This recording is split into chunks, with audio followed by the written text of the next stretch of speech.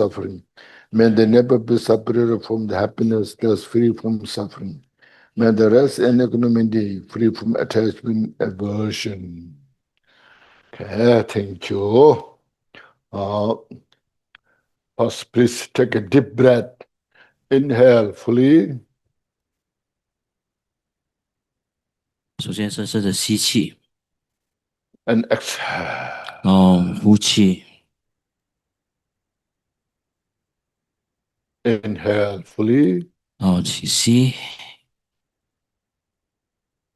And exhale. 然后呼 Once more, please. 再一次 Inhale fully. 吸气深深的吸 And exhale. 然后慢慢的呼 See, the past is just past, it's not here. And the future is not yet here. 过去已经过去它不在当下那未来尚未到来也不在当下 And this moment is so momentary, doesn't stay in 1 second. 这个当下保持着临在然后安住于此 So we are living just such that kind of momentary. 我们每一时每一刻都要活在当下 We're just breathing out, breathing in, just constantly. 慢慢吸慢慢的呼活在当下 That's how fragile we are. 那个我们是如此的这个脆弱 Everything is just a momentary. 每一件事情都是稍纵即逝短暂停留片刻就消失了 That's not a Buddhist belief. It is how everything functions. 这是万法的实相而不是单纯只是佛教徒的一种信仰 That is called empirically how everything exists. 实际上实证上万物就是如此的存在着的 So we reflect on this and just protect your mind. 以这样的这种呼吸法来保持自己的心保护自己的心 Nobody can protect our mind except by ourselves. 只有我们自己能够保护我们自己的心没有其他的他者能够如此这样做 Nobody can destroy your mind except by ourselves. 没有人能够摧毁你的心除了你自己之外 So these things are very important. Recording in progress. Keep in our mind. 这些就是很要记起心的守护你的心的要点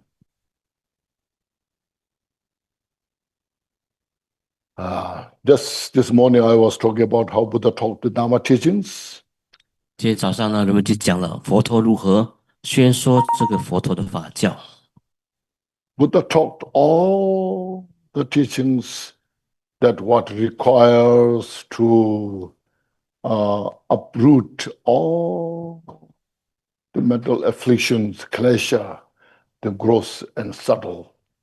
那佛的教法的目的呢唯一的目的就是要让根除或者拔除掉我们或细或粗的这个烦恼或者说是惑或者梵文名字为 klesha I'm sure you have heard of there are 84,000 types of mental afflictions. 大家都应该听过所谓的84000种烦恼吧 Because look at in our mind, constantly how different thoughts are just manifesting one after another. 那我们心中的妄念是如此的升起又幻灭一刻一刻的升起很多的妄想跟妄念 Sometimes you feel good, relaxed, oh, world is beautiful, life is beautiful. And sometimes you feel so miserable, why I'm here, what I'm doing, why, and a lot of those thoughts just coming, manifesting one after another.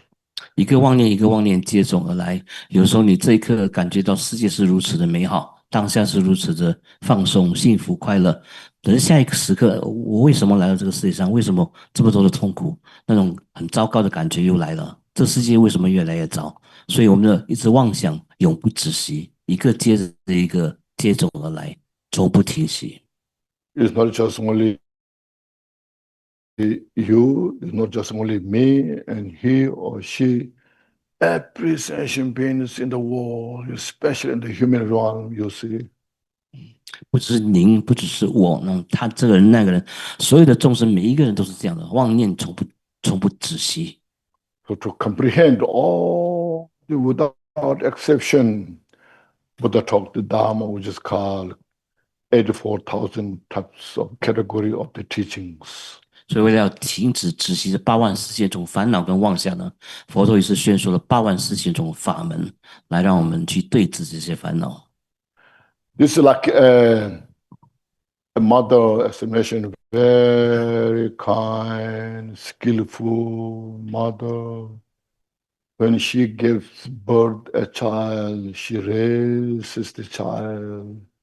The day when the child was born until totally grown up. 就好像一个充满慈悲心的母亲呢，从这个小孩子生出开始呢，一直到他长大成人，这充满悲心的母亲都一直无微不至的照料着这个孩子啊，一直到他长大成人。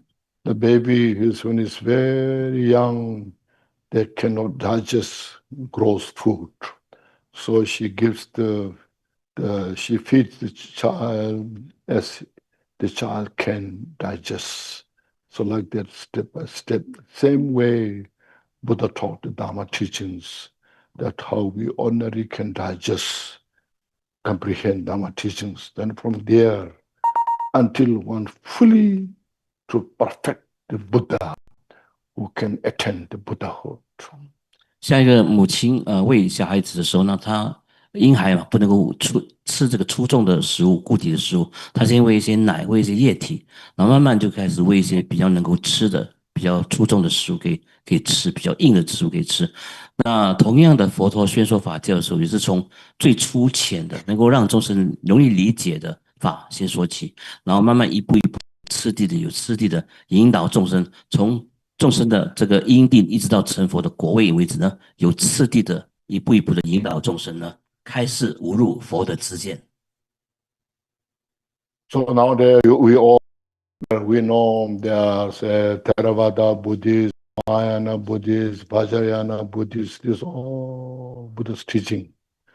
But sometimes we say the Theravada, Mahayana, Vajrayana is not taught by Buddha. Sometimes we say Mahayana says Vajrayana is not taught by Buddha. So Vajrayana is some distorted, Buddhism mixed with some other religion, with there's a lot of those things saying, but you see, we all follow one Buddha Shakyamuni, very strictly. The Buddha Shakyamuni is the Buddha who came on this planet over 2,600 years ago, taught all those teachings. And then later, afterwards, many great commentators who interprets Buddha's teachings, what Buddha taught. This is the view, path, and the conduct, results, so forth. There's so many, including the Nagarjuna, Asanga, those great teachers, So sometimes we say, Mayana is not what Buddha taught, but maybe they taught by Nagarjuna. So there are so many things there. Actually, Buddha taught all those teachings. But Buddha didn't teach like nowadays, in the public, everything, So nowadays, when there's some guru comes and gives you empowerment, and there's so many people just come there, and then we don't know who's getting what. You see, Buddha's time, Buddha taught Dhamma teachings what is required of the individuals, what that individual can digest, and taught exactly what that individual needs. Because that individual grown up in that way, then they, in their own mind, they think, well, Buddha didn't teach this, that, because Buddha taught this, So Buddha is omniscient, knowing everything. No, there's nothing to judge, nothing to kind of be racist, prejudice. Exactly as mentioned, what the individual needs, no, the thought, and that individual grown up in that way and achieve the arhats, no, or bodhisattvas, or become Buddha, all that. See, so we have to understand, but we all follow one Buddha. And then, having said that, all the practices we do according, as I mentioned, the three training in Theravada system. We appreciate, we strictly follow the three training, the Shila, the Samadhi, Ranja, you know. So in Pali, it's Panja, you know, Panja. No, Panya, so not Panja, Panya, Panya, no, Shila, Samadhi, Panya, you know. In the Mayan as well, we say the Shila, Prajna, and the Samadhi, Prajna, as well in Vajrayana. Very important, the three training. Lord Jigten Sumgön said in his Konchog teaching, Dorje Lamrim Lavasum. The Vajrayana's part is the three training. Without this three training, the study practice for the teaching is incomplete. So we should all understand that and respect all, that we are all following one Buddha, and appreciate, rejoice. No, don't say this is right or this is wrong. No, we cannot judge. No, but Buddha taught all these teachings. It's very important for us. And I personally also respect all the Buddhists so much, you know. 那么我们知道，现代的当今的佛教有分为三大传承，就是南传上座部的巴利部派的佛教，还有大乘的佛教，还有就是我们金刚乘的佛教。那有时候我们会听到一些南传上座部的人会说，哎，这大乘佛教跟金刚乘佛教不是正确的佛教，是被扭曲化的后期的兴起的这个佛教。也有很多这个大乘的佛教行者批评说，藏密不是佛教，藏密是跟其他的教派宗教混合在一起的，杂乱的一种佛教的形态。那其实这些都不是所谓的事实，因为什么呢？人们就是说，我们的教主只有一位，就是本师释迦牟尼佛。那我们都有，不管是三大传承都好，哪一派都好，哪一门都好，我们的共同的教主是本师释迦牟尼佛，这是无可置疑的。那因为佛陀的教法流传到今天呢，很多的论师们呢都把它汇集起来呢，阐释通过渐修行果的方式呢，以不同的方式去阐释佛法的要义跟内容。那有的人就会说，哎，大乘的始祖是龙树菩萨，是龙树菩萨创造出来的。我们还有这个无著菩萨等这些伟大的大德们呢所著书论说，然后呢都在阐释这佛法的精要和这个内容。那其实所有的法都是佛陀宣讲过的啊，所有的法都是正法，不管是南传也好，藏传也好，北传汉传都好，都是佛陀的正法，没有一个不是邪法。但是因为佛陀宣讲佛法的方式，在那个印度的时候，不是像我们今天一样有公开的这个佛法的讲座啊，什么公开的灌顶啊，一灌顶上时出现了很多人潮汹涌，然后灌什么顶，谁得灌谁得不得灌，我们都不知道啊，到底做什么事情都不清不楚，没有像这样的情况。佛陀向弟子或者向众人说法的时候，是观机斗教的，观看那个众生的对机众的根基在哪儿，他就因为这样的时机而对那个众生说这样的法，而因众生的根基不同而宣说不同的这个法要，所以每一个都是对症下药的，非常的精切的、精准的这种说法，不是现在的。所以适合修菩萨乘者呢，那他就会宣说菩萨道的这个佛法的精要；适合成就阿罗汉者，他就宣说比较一些小乘的这个教法给他。那同样的，适合佛乘者呢，他就宣说佛的大乘的这个精要给他。但是我们不管怎么样都好，我们都只有一尊佛，一个佛陀就是我们共同的教主。所有的三圣的法教当中呢，我们都必须要注重三学的这个修正，就是戒定慧。那这是专门叫希腊、萨曼蒂跟班雅，班雅就是南传巴利部的说班雅，对，或者 Prajna。那大乘如此，金刚乘也无不例外，也是没有不可例外的。那这金刚乘里面就有一句话说，金刚乘的行者也必须要、肯定要，那不可或缺，就是这个三学的修正、戒、定跟这个慧。那总之，佛法的目的只有一个，就是离苦得乐。那我们共同的教主，不管你修学是何宗何派，保仁波切自己本身也是很尊重各大宗派的哈、不管是南传上座部也好，大乘也好，金刚乘也好，我们都要平等的对待跟尊重，不要起妄想分别，跟不要人我斗争啊。There's a big eagle control. Control, big bird control. Oh, I think it's control. The control can digest big piece of bone. What do you call it? The bone, big bone, bone from the leg, like that they can eat, swallow, and digest. Has that kind of power of digestion power.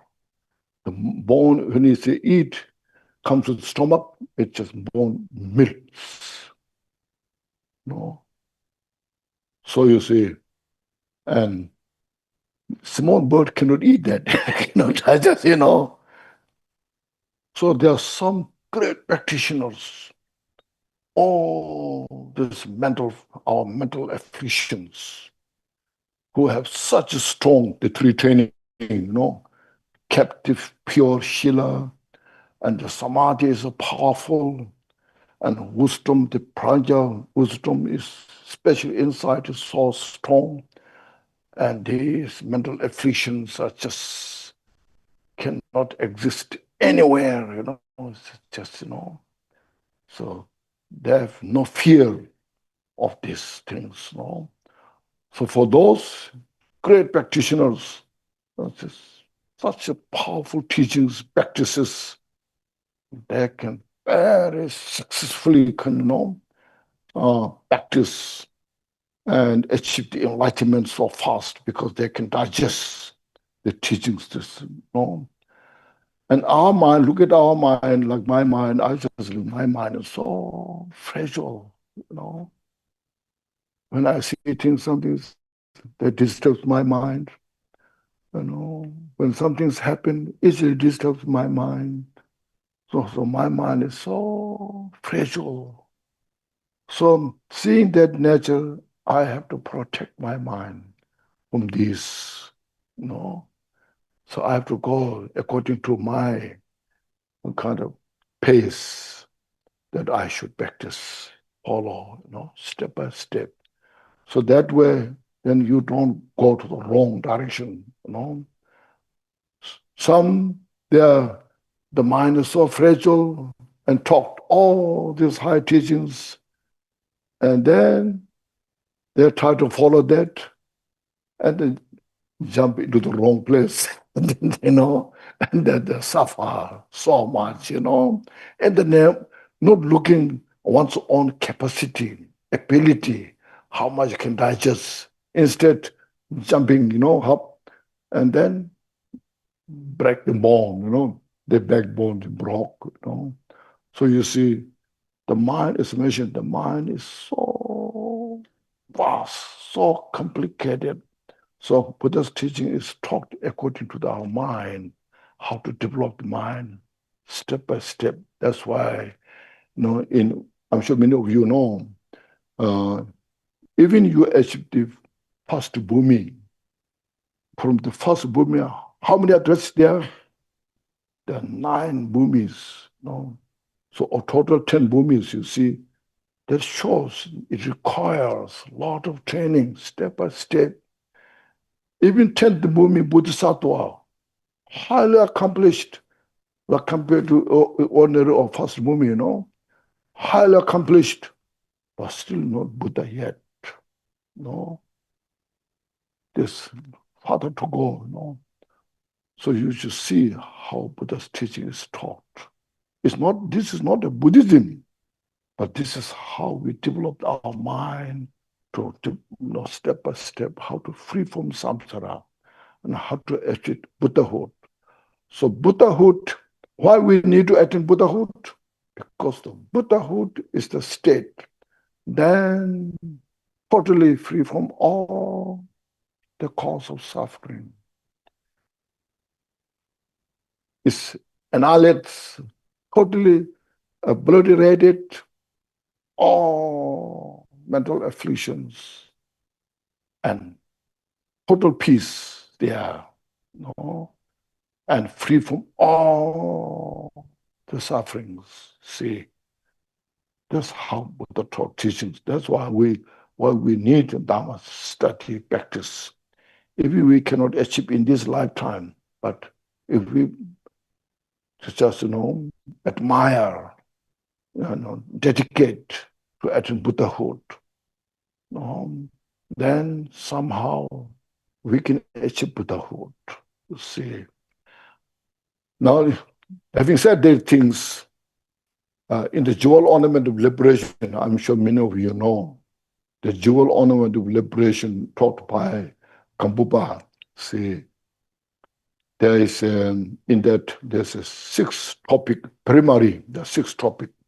First, there's Buddha nature, is a primary cause.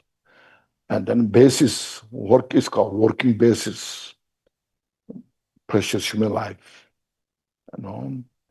So primary cause is the Buddha nature. And working basis is the precious human life. And the contributory cause is the teacher, spiritual master. And the method is the teaching, teaching what Buddha taught, all this. And the result is Buddhahood, the fifth. And the sixth one is the activities of Buddha. Okay. So first of all, we all have the Buddha nature. See, as this morning I mentioned, we all desire peace and happiness because we have the seed of that. Because of that, everyone, regardless who they are, we all desire for peace and happiness. See, if you don't know what that is, but simply we just want peace and happiness, and you don't want suffering, because that Buddha nature is the absolute peace. It is the absolute state free from all the suffering.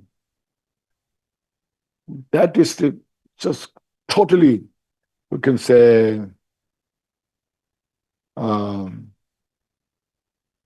within us,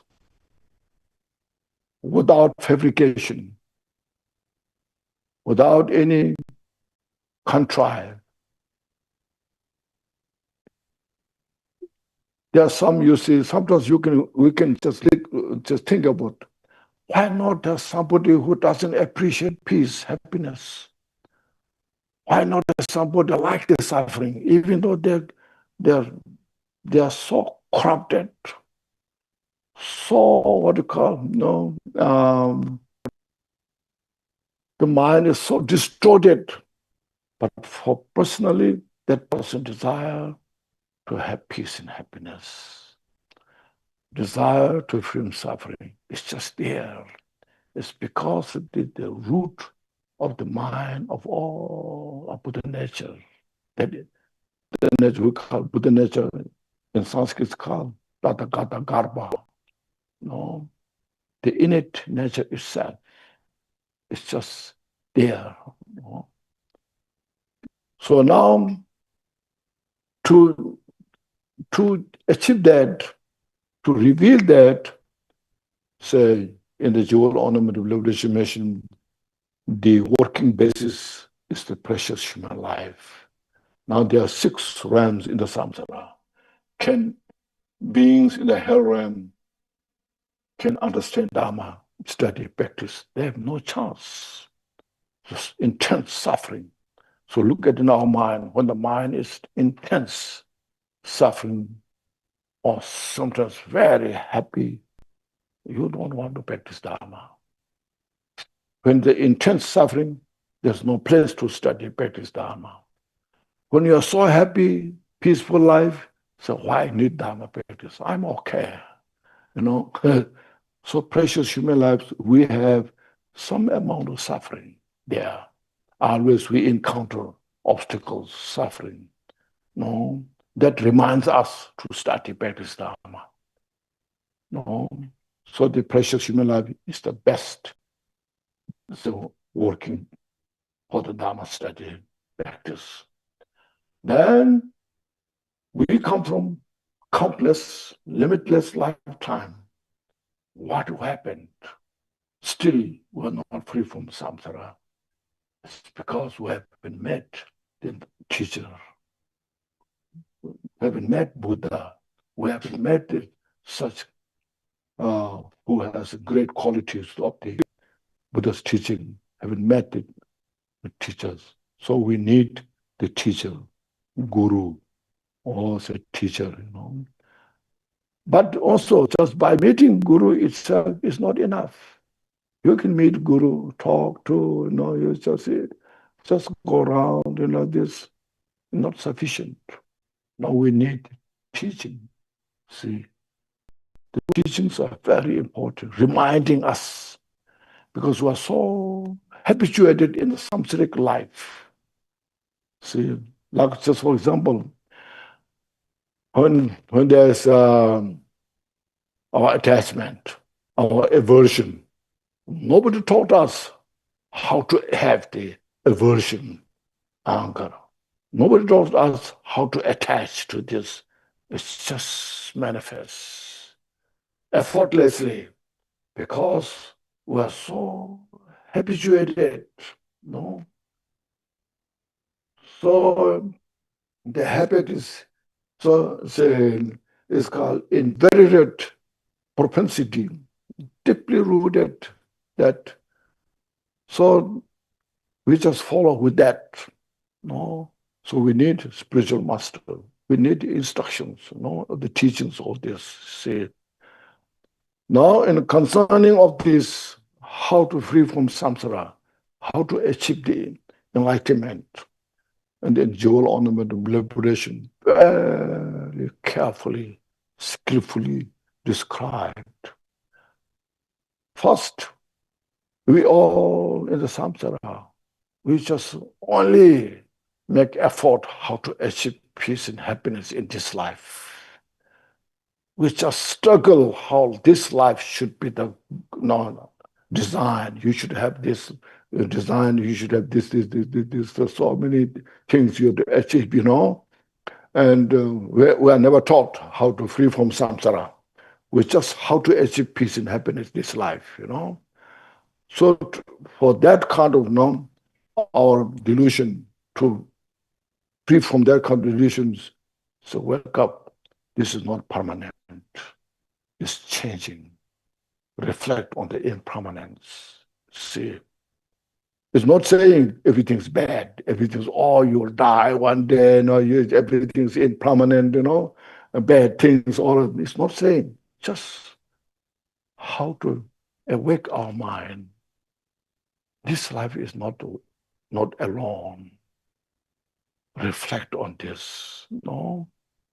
As today, I want peace and happiness. I will want that tomorrow. As this year, everything's going well, I appreciate that. And next year, I want as well, you know.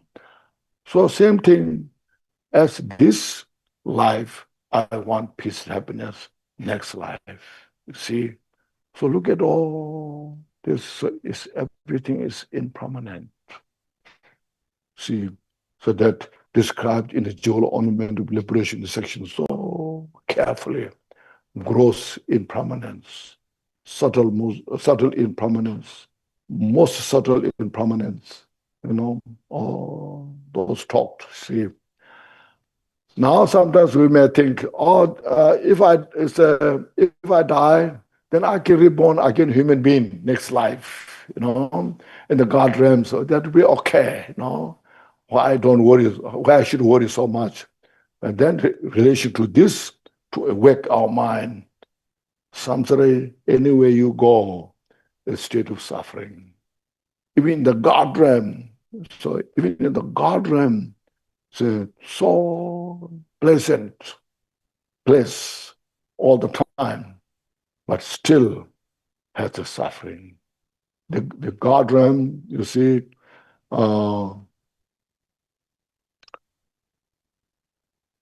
they have no freedom in their life. Die or not die, they have no freedom.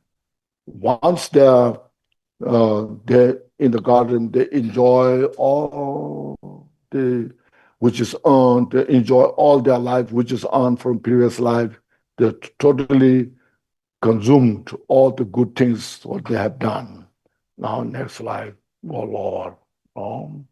So this is how to see things carefully. So look at the suffering of samsara from the God realm to the hell realm. Reflect on this. Be wise yourself. See. Then in that case, I individually want to free from samsara. I individually just want to achieve liberation. That will be enough, So this our arhat system, you achieve the arhat for yourself. Don't bother all others. So then this is not the only solution. First of all, when you achieve arhat, you will not achieve the total Buddhahood. Okay. And secondly, we are born from limitless time. Or we have connection to every sentient beings. Every sentient being happen your mother, your brother, your sister, So we should understand that. When you have brother, sister, when someone is suffering, how you feel.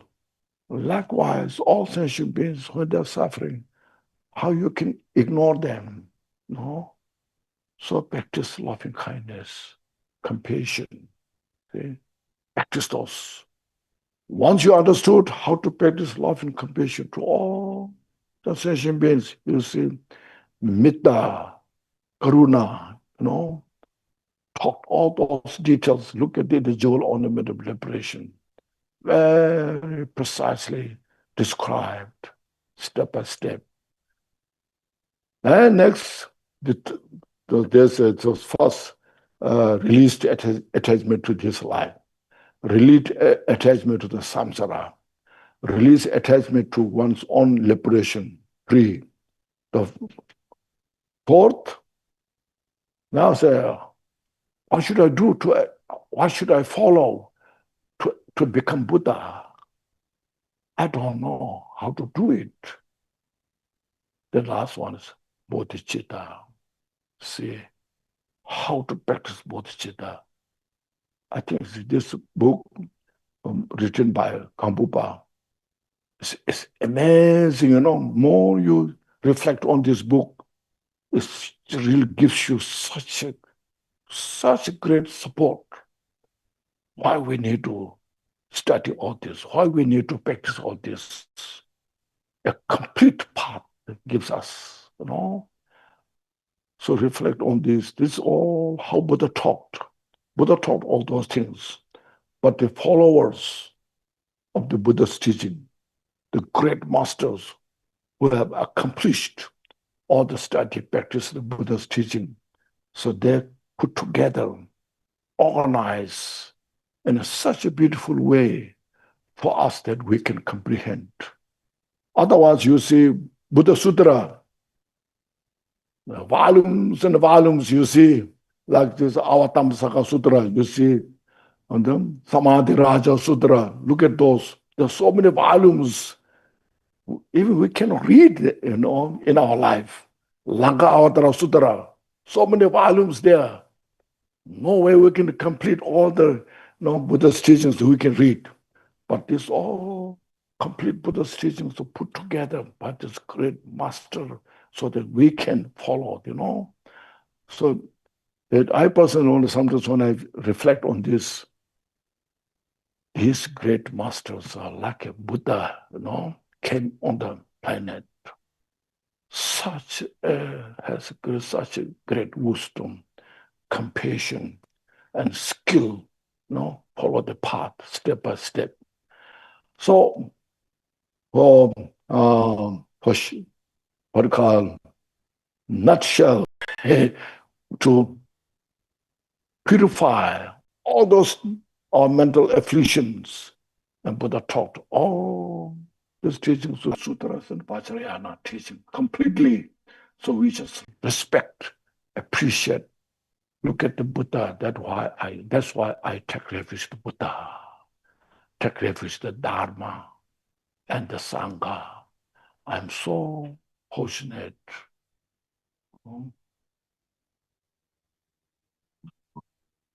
然后呢，我们说这个有一种传说，就用大藤鸟啊，很大的那种很大只的这种鸟呢，它能够把动物的腿骨那么大的腿骨一下子呢吞下去呢，入口即化，就是一下子有消化能力呢，把那个骨头给消化掉，因为它消化能力非常的强，胃很大。那如果你是一只小小的鸟的话，你的消化能力没有那么大，那你就要硬啃那个大的骨头的话，那这样子对你自己来说是吃不消的。对于那些大修行者来说，因为他们戒定慧三学都齐备都记起了而且他们的戒律啊，他们的这个般若智慧，他们的禅定都非常的深厚，所以他们能够把能够转烦恼为菩提，一下子就入口即溶了，就把烦恼一接触到烦恼，立刻就能够把烦恼给净化掉了。可是如果你要学他们的话，因为你眼高手低，你根本不是这样的一个料，那你要学他们呢，当然那是不可能成就的而且会跌得粉身碎骨，因为你还没有懂得爬就想要跳或者是跑，那是不可能的因为你是根本的根基就没有那么的锐利嘛，所以要看你自己的根基来抉择你要修学的这个法门呢。不要眼高手低，然后修持佛法要一步一步来，跟着次第的有次序性的一步一步的去修正那个才是比较严谨的修学佛法的这个次第。那根据自己的能力和根器来抉择自己所要修学的这个法门。那我们的心呢是广大的，众生的心呢也是非常复杂的所以我们必须要有这个对应我们根器的这个法门呢，让我们修学一步一步的迈向成佛之道。即便是大乘佛教里面所说的从诸地菩萨的阶位到十地菩萨，即便是到达了十地菩萨那么高的阶位，你还是没有成佛的。还有那些非常微细的烦恼还没有得到净化的。所以更何况是我们呢？所以从解脱痛苦得到自由，然后一直到迈向成佛，那这个是需要一步一步的去修持的。那为什么我们要成佛？成佛的境界是什么样的一回事情？那怎么样远离苦集苦因？怎么样净化所有的染污跟烦恼？怎么样达到极尽涅槃的安乐？即便是虽然这个是我们成佛的目标跟大方向，可是此生如果你不能够继承成就的话，你也要把你此生所修学的功德呢回向给你的来生来世，以便能够一步一步的去向佛国。那这样继续的生生世世的去修学下去的话，那是成佛是可期的，成佛有期的。那我们看那个仁波切所提到的这个宗喀冈波巴大师所著作的这个《铁头庄严宝鬘论》，那它有6个主题。第一个就是第一个主题它是讲是我们的佛性的圆满跟这个佛性的这个功德。然后第二个主题讲的是人生夏满南的人生为修学佛法的基础根基。第三个主题所讲的是上师是修道的助缘善知识上师是修道的助缘。然后第4个讲的是修学佛法的方便，就是你要广学一切善法一切法门。然后第5个就是果，成佛的修学佛法之后所达成的果境界，就是所谓的佛果。然后第6个主题讲的是诸佛的事业啊，他们的活动以及度化众生的种种的事业。所以总而言之，第1个主题讲的是佛性。那佛性就佛性而言呢，每一个众生的本性呢，我们都是要追求所谓的安乐，想要脱离一切的、远离一切的痛苦啊！不仅仅是我们本性想要如此，我们本性就是这样的，本性就是远离一切的痛苦，本性就是极尽安乐的。因为有这样的本性的驱使，我们才会想要趋入这样的这个境界当中。所以，我们本性上佛性而言，它本身就是远离一切苦，然后达到一切乐的这个本性。所以呢，它是离系的，无造作的，本性上就是离苦的，就是安乐的啊，这是我们的这个佛性的本质。远离一切的染污，达到一切的这个清净，同时它是无造作的啊，无修无整的。所以就内在而言呢，我们的心的本性就是我们的佛性。那梵文就叫做达达嘎达嘎巴，就是如来藏啊，如来藏的意思。如来藏是法尔如是，本来就是这个样子的，不需要去外面求取得到的哦。只要认真努力的去修学的话呢，就能够回归他的本来清净的功德跟他的这个本性。那现在我们谈到第2个主题是人生，暇满难得人生为修行佛道的基础，在《解脱庄严宝鬘论》里面有这样说。那人生为什么说是最好修学佛道的这根基呢？因为在6道当中呢，比如说地狱道的众生呢，他太痛苦了。人一旦太痛苦或者太安乐的话，你绝对不会想到要去修行佛法的。人道刚好不苦不乐，然后痛苦跟快乐都刚刚好，不会太多也不会太少，就是你会有这个心思去想要去修学佛法来达成解脱或者是这个证悟。然后现在谈到第3个主题是上师嘛，上师，我们除了有这暇满难得人是作为修学的根基之外，如果没有遇到上师，没有遇到佛的话，是没有人为我们开示悟入这个佛的知见的。所以我们有幸在此生能够遇到具德的上师，遇到佛陀的出世，那应该是要感恩跟庆幸的一件事情。但是有了上师，有了佛的教导之后，还是不够的。虽然你有了善知识的指引，可是你没有修学的方便，如果你不去闻思修这些佛的法门的话，你也是不能够获得佛的这个果位的。所以，但是因为闻思修之外呢，我们的对法教的熏习还是不用力，因为什么？因为我们的习气、我们的习惯模式非常的强。那我们需要有一个人提醒我们说：“哎，我们的贪是这个样子，嗔也是这个样子啊。”因为我们习惯模式、我们习气的缘故呢，容易升起这个贪跟嗔跟痴种种的这些烦恼。我们需要别人来告诫我们、教导我们、引导我们。所以上师的重要性呢，记得上师的重要性，在这边就是非常的重要了啊。就可想而知。所以我们需要个上师来提醒我们，那上师的重要性不言而喻。那接着经由修行的修学种种的方便法门呢，然后最后达成佛的这个果位，然后最后谈到佛的事业跟显化。所以呢，这个就在《解脱庄严宝鬘论》里面讲得非常的清楚啊，讲得非常的详尽。那仁波切说，我们这个世间所要追求的世界的安乐呢，虽然是我们的义务跟责任，可是世界的安乐都是不永久的，就是无常的。我们说无常的时候，不是说一定要有这个消极想法，无常就是意味死亡，不是这个意思。无常说今天这样，明天就可能就没有了啊；今年这样，明年就没有了；此生这样，下一生就可能没有了。当时我们追求的所谓的永久究竟的安乐呢，佛法所这究竟的安乐是今天有，明天也有，今年有，明年也有，年年都有，天天都有，而且不是只为此生，而是下一生也是以生生世世你都会获得到的这个究竟的安乐，就是佛法里面所追求的究竟的这个安乐。那关于这一点无常呢，解脱庄严宝鬘论里面也讲得非常的清楚，对于什么叫粗的无常、细的无常跟最微细的无常呢，都讲得非常的透彻。有些人会有一种误会，就是说我只要下一生确保我能够升到人道中或者天道中去享受人天福报就可以了。说这个菩提心的升起，那么在成佛怎么样达成佛果呢？怎么上求佛道，下化众生呢？就是要升起这个纯粹的自然的菩提心。那这个菩提心是唯一成佛的这个途径。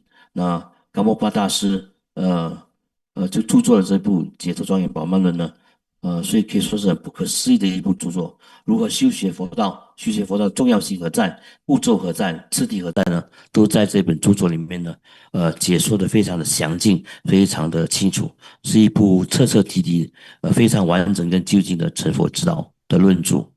那我们根据这个法教来去实修的话，肯定会获得应该有的这个果位的。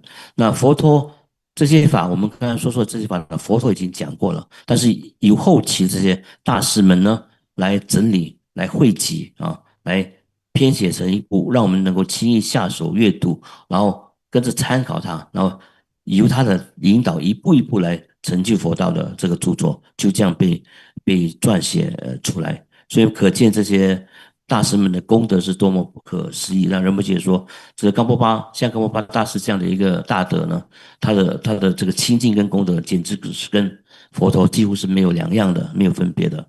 如果我们直接去看这个经典，比如说阿瓦达姆什么个华严经，比如说这个楞伽经、那嘎巴达拉苏特拉，或者是这个其他的经典的话呢，那我们看经典就是看的满头雾水的，不知道如何下手，不知道经典里面它的文字那么的艰涩，不知道讲的是什么。可是有了这一部冈波巴大师的著作《解脱庄严宝鬘论》的话，我们就容易下手，阅读的很轻松，然后一步一步的能够指引我们呢，从现在一直到成佛为止的次第性的修学，慢慢的净化我们的烦恼，慢慢的一步一步的迈向成佛之道。这个在金刚乘里面呢，都完全具备了这样的法教，所以我们必须要不可以诽谤说金刚乘的佛教不是佛教。我们因为有这样的见地跟根基之后呢，我们以这样的这个修学次第为基础，所以我们进一步的皈依佛、皈依法、皈依神、皈依三宝。Okay, thank you. So these are some introduction, how was the talked, and how we can follow step by step. Now we should touch on this. Everyone has this, isn't it? Okay. Here mentioned Mahamudra and the Guru Yoga practice by Kensuru Kunjo Gyaltshen Rinpoche. I think this is a little mistake, confusion, not by Kensuru Kunjo Gyaltshen, by Lord Jigten Sumgön. Should write that, And Kensur, sometimes they call me, sometimes they Khenchen, sometimes call Kempo, sometimes call, here's a Kensur. Kensur means retired Kempo. Okay. nothing special, okay. Now I'm totally retired.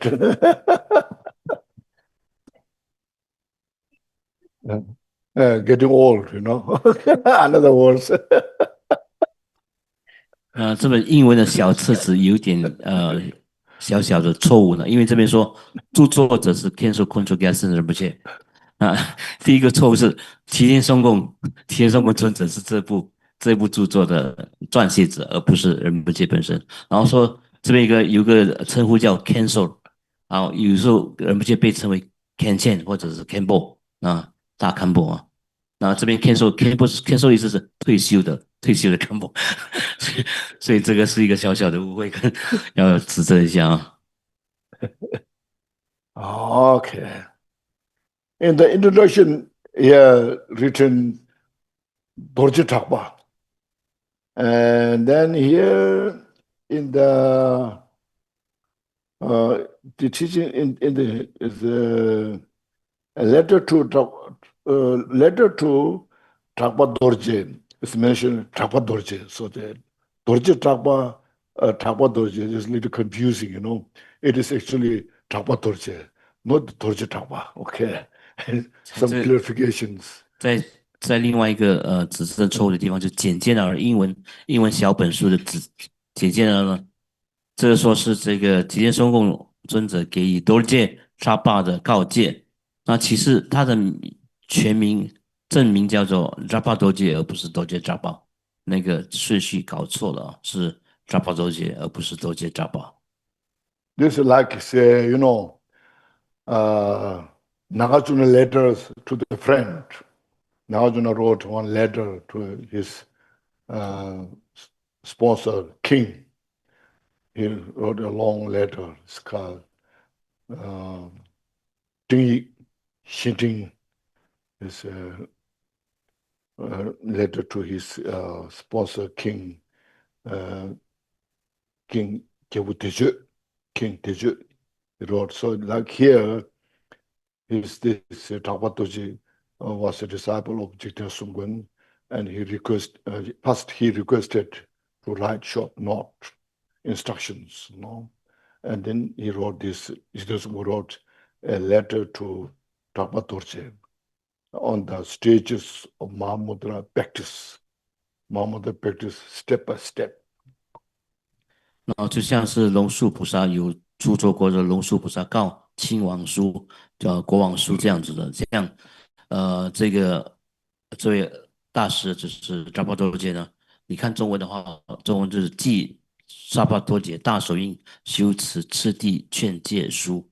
那这意思是说呢，扎巴多杰他是吉天松根尊者的弟子，他有一次写信要求说，吉天松根尊者，请您把这大手印的次第的内容跟我讲一讲啊。所以这个吉天松根尊者就写下了这一部劝诫书，告知他这个大手印修持必须要记住哪一些次第，哪一些需要关注的重点呢，都一一的列明出来啊。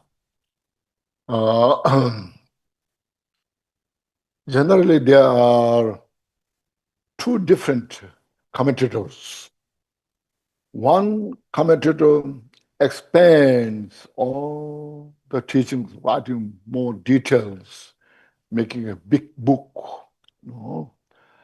short, short teachings, then expand, making a big commentary. Others, all the big books, texts like Buddha's teaching, or many texts put into short texts. So this looks, you see, all the details teachings put into very short, concise. 其实有两种注释者或者注论者。第一种注论者或者注释者呢，是把佛的法教放大放开来讲，讲得越详尽，越内容越深越多越长越好，就是放大来讲，放开来说。然后第二种注释者或者注论者呢，他是精要的讲，把佛陀八万四千法门的精要，都浓缩成简单可修的这个精要呢。把它浓缩成精要式的这种内容来流传给后代去修学啊，所以基本上有两种不同的注释者跟注论者。Regarding to the writer Jigten Sumgön, some of you know, some may not know. He was a disciple of Mahamudra. Mahamudra was a disciple of Gambupa. Then Gambupa was a disciple of Milarepa. I think many of you know who was Milarepa, So Milarepa has many disciples. The top one was Gambupa. Said is like the sun. The sun like the Gambupa is sun-like disciple of Milarepa. The moon-like disciple of Milarepa was called Rechungpa. Yes. So Gambupa, first he studied all the Katampa tradition, Adisha school. Adisha was a great master of Vikramalashila and Nalanda as well. Nalanda and Vikramalashila together. Such a great, highly accomplished master, both Sutra and Tantra. So he was invited Tibetan king to Tibet. And then he came to Tibet and taught teachings and details And then his followers called Katamba, Katamba school. It's also special called the old Katamba, Katam Nyingma. So Kambupa studied thoroughly through that lineage, or whatever Adisha taught, totally, especially all the sutra system. Then after mastered all the sutra systems, study, understanding, also he followed the practice as well. But then later, when he was meditating in the cave, he heard of Milarepa, who that time Milarepa was the western part of Tibet, western part of Tibet. So when he heard of Milarepa's name, he was so, what's called, inspired. His devotion just rose, Milarepa. So then he just made a journey for months, carrying his own provision, food on his back, met for a whole month. And then he met Milarepa. So he received all the teachings, practice of the Vajrayana teaching, especially that Marba brought from India to Tibet. His study practice complete, including the 6 yogas Naropa and the Mahamudra total. Under the guidance of Milarepa, then Kambupa studied and put into practice. Milarepa said, you must go to retreat. Don't just go around here and just talk, So according to Milarepa's instructions, Kambupa went to retreat for 6 years. So after 6 years, then that he attained the Buddhahood. So then after that, he started giving teachings in southern part of Tibet. It's called Drakpa Kambu. There he, as Milarepa's purpose, he went there, and then he taught the teachings, the Kadamba school teachings like the jewel ornament of liberation. There's another famous book called Lamcho Rinje, the precious garland of the supreme sublime path. And then many others, Mahamudra, all those he written also, and he taught. Then because of his great skill of teachings and enlightened qualities, so many great masters to come together, receive teachings, especially like Pamudra, highly accomplished at that time. He met so many teachers from different schools. At the end, when he met Kambupa, then he was totally satisfied. And then he became the top disciple of Kambupa. Then as well, the first Karmapa, the Sumkhyapa, and so many others. So then after Kambupa passed away, Pamudra became very famous teacher, because of his mission, his scholarship, and his retreat meditation practices, experience all this. So many disciples got together. Then that time, Jigten Sumgön was in the eastern part of Tibet. So he heard of Pamudra. Again, by hearing Pamudra's name and the activities of Pamudra, what Pamudra teaches, he was so inspired, totally, So I must go see that teacher, in this life. So he met journey day and night, and then he met Jigten Sumgön met Pamudra when he was 25, and he then for over 2.5 years, I should say, received all the lineage teachings from Kambupa Katamba, school, and he totally established himself great, masters, because he received teachings daytime. Daytime he go to receive all the teachings. At night, without wandering here, there. He just in his own small place. He just sit there, meditate. So at night he meditate. Daytime he receive teachings. All that. So then after Mahamudra passed away, then he went to retreat. And he went to retreat for 7 years.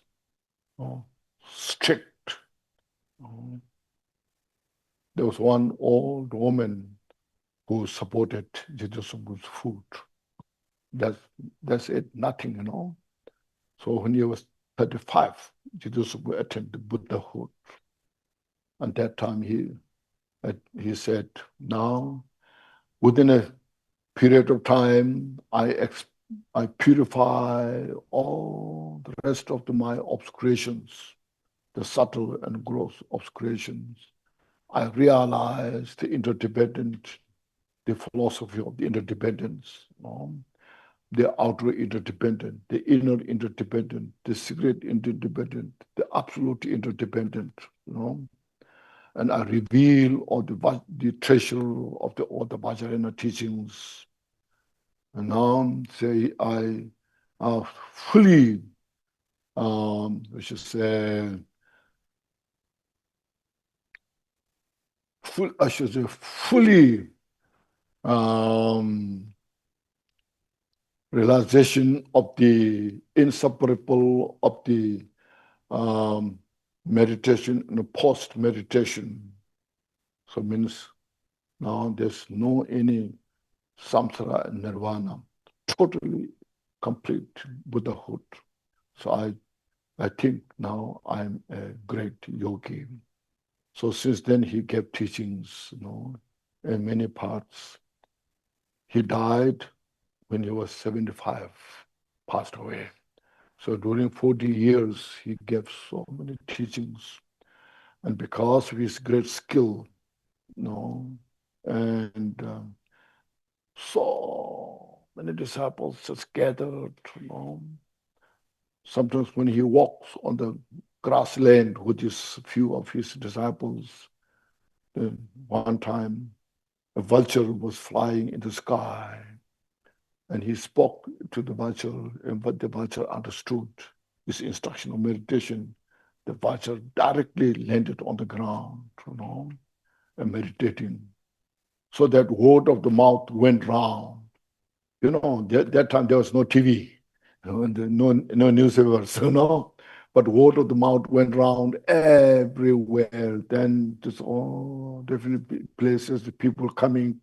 Let us go to see the great teacher, who can instruct meditation to the vulture,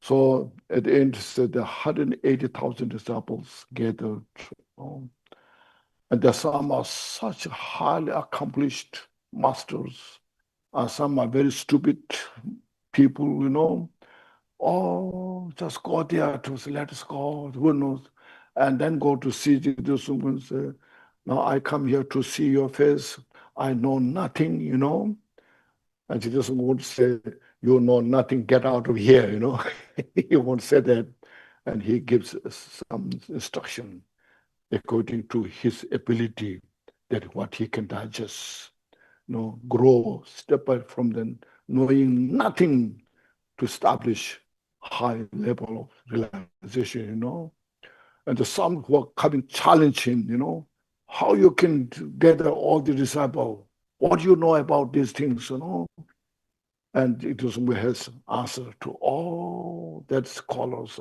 questions, and that everyone is totally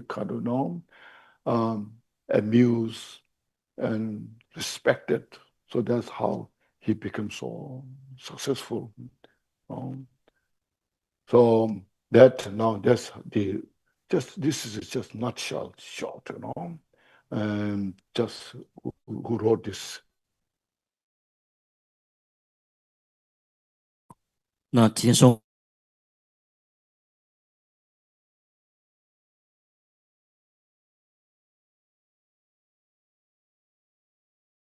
然后光包大师是密勒日巴大师的弟子。那时候呢，这个所谓的密勒日巴有两大弟子呢，冈波巴是如日一般、如太阳一般的大弟子，那如月一般的大弟子叫做惹琼巴。那像如日一般的这个冈波巴，就是密勒日巴的大弟子，如日一般的这个大弟子呢，他也不只是 Recording 从， stopped. 他也本身从这个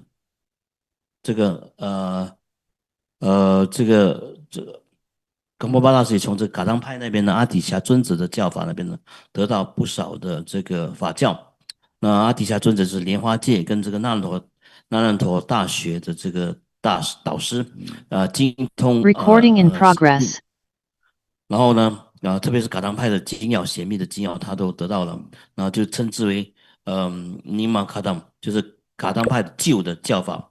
那冈波巴大师都完全的这个精通跟这个学会，然后呢，他掌握了各宗各派的精要，然后呢，在这个时候呢，特别是金刚乘的精要，这所谓的来自于这个弥勒日巴尊者这方面关于金刚乘的法教，显教是从阿底峡尊者那边的卡南派教法得到受益，然后密教这边呢，密乘的教法呢，冈波巴大师从这密勒日巴的教法，就是金刚乘的教法，主要是马尔巴大师从印度传去西藏的这个印度的这个密教的法教，然后包括那若巴六法、大手印等等这些，然后密勒日巴都精通，然后学会，然后掌握的非常的通透，然后呢就把它传给了就是传给了冈波巴大师，然后冈波巴密勒日巴就告诫到冈波巴大师说，你不要每天就是在这边讲法，你必须要先做闭关，闭关才出来之后有成就才出来说法。就冈波巴大师根据密勒日巴的教诫，就是闭了6年的关，出关之后就证悟之后就去到西藏的南部那边呢，呃去弘扬这个法教。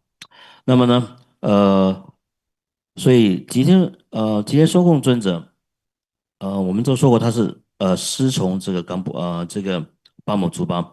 那密勒日巴怎么样遇到这个这个巴某族巴，就是高波巴大师的弟子嘛。那在吉天松贡，就是在一听到巴某族巴这个名字的时候，就是心生感动，然后升起无比的这个虔诚心。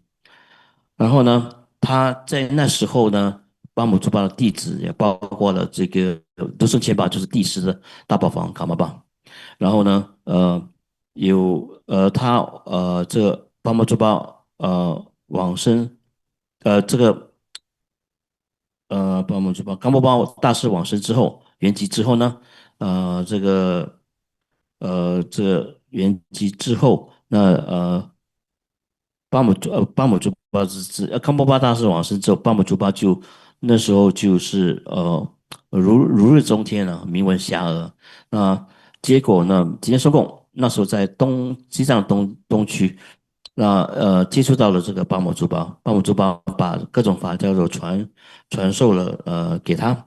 那他25岁就遇到，那闭关闭了2年半，不是跟师从巴姆珠巴2年半。那其实中国修学的方式是白天就是闻教听法，晚上就是闭关打坐，一直这样修学不懈。那巴摩祖巴尊者圆寂之后呢，其实中共就闭了7年的关，那么久，然后呢达到各种各样的正量跟成就。那时候呢，吉天松贡的尊者的主要功德主是一位老妇人。那在35岁的时候，那这个吉天松贡尊者就达到证悟了啊。他宣说他已经清除熄灭了心微细的以及粗的烦恼。那同时外内密的缘起，他已经证悟了啊。然后他掌握了金刚证所有的宝藏跟这个精要，达到了轮涅不二，跟上座与下座不二等同的这个无修的这个成就。他从此宣说他就是藏密的大成就瑜伽师。那所以吉田松贡尊者是以这个75岁的时候呢，圆寂的。所以35岁到75岁，一共40年的时间，他都不断的在开示佛法。那金刚乘或者显教佛法都不断在开示。有一次，吉田松贡尊者经过草原的时候，对着天空上的飞过的鸠鸟说法。他一说法说那个灵鸠就呃飞下来，着陆在陆地上呢，就开始打坐。所以这样的一件事情，大事情呢，传遍整个藏区。那到最后呢，一共有大概呃11.8万个大弟子都跟着吉田松公尊者修学。那时候吉田松公尊者教学的方式是，不管你有多笨，不管你有多聪明，他都会关机斗角，根据你的根器呢，很细心的为你做个人的指导呢。从最粗浅的部分到最精密的部分呢，有彻底的去修学，去获得佛法上的呃文教的受益跟这个成就。所以这个就是简单的关于这一部书的撰写者、著作者吉田松贡尊者的一点点的介绍。Thank you. Now, at this, how many pages it has? This small booklet, how many pages? 1, 2, 3, 4. 4 pages, 4.5 pages. Now I have to cover this week and next weekend, you know. Now I have to work hard. A letter to Drakpa Dorje on the stages of Mahamudra practice. Means the stages of means step by step, as you know, not just graph Mahamudra right at the beginning, but how to follow the Mahamudra step by step. No. So there, in here, you say, be paying homage, and then some say complimentary to Drakpa Dorje, who Drakpa Dorje was. No. Then touching the teachings. Okay. So first, there's a Om Swasti. This is Sanskrit, you know. Om Ahum, Om Swasti, all the goodness. Okay. Then I pay homage at the feet of the precious Guru. This Guru is Mahamudra. Guru was Mahamudra. So I pay homage at the feet of the precious Guru. So that Guru is who is of the nature of the body, speech, and mind of the Buddhas of the 3 times. So the Buddha of the past, present, future. So Mahamudra is the nature of all the Buddhas activities, teachings, excellent qualities. Everything is embodied by the Mahamudra himself. You know? So having said that, a treasure of auspiciousness and happiness.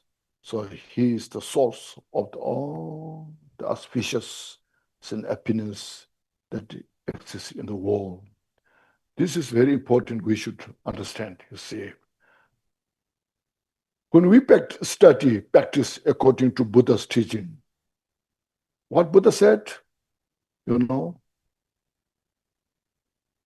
first, this is Buddha said, this is the cause of suffering. This is the cause of peace and happiness. See. So because of that, we desire for peace and happiness. So you follow the cause for the peace and happiness. We don't desire the suffering, so avoid the cause of suffering. No, that's the main point. When we follow that, as earlier mentioned, everything constitutes within the frame of the work of the causalities. So when we avoid cause of the suffering, and as much as we follow cause for peace and happiness, they just naturally, no, the peace is just here without expectation, without praying. Sometimes we say, let's chant the mantra for world peace.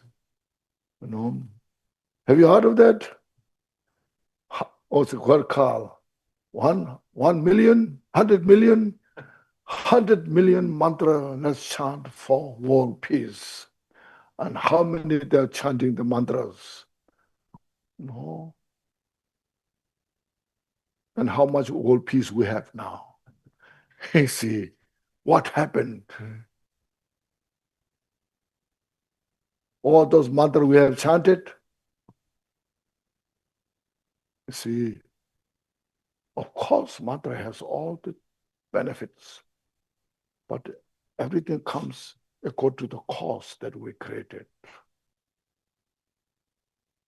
So we have to understand. Otherwise, you see, we chant mantra to, you know, such mantra to Buddha, so everything they come around. So it's something like a creator. Buddha is like a creator. No. We have that kind of system in the mind. Sometimes say, oh, Buddhists are so, this, you know, they're so negative, you know. Says they chant mantra, and then they say, I chant mantra so many years, nothing happened, you know.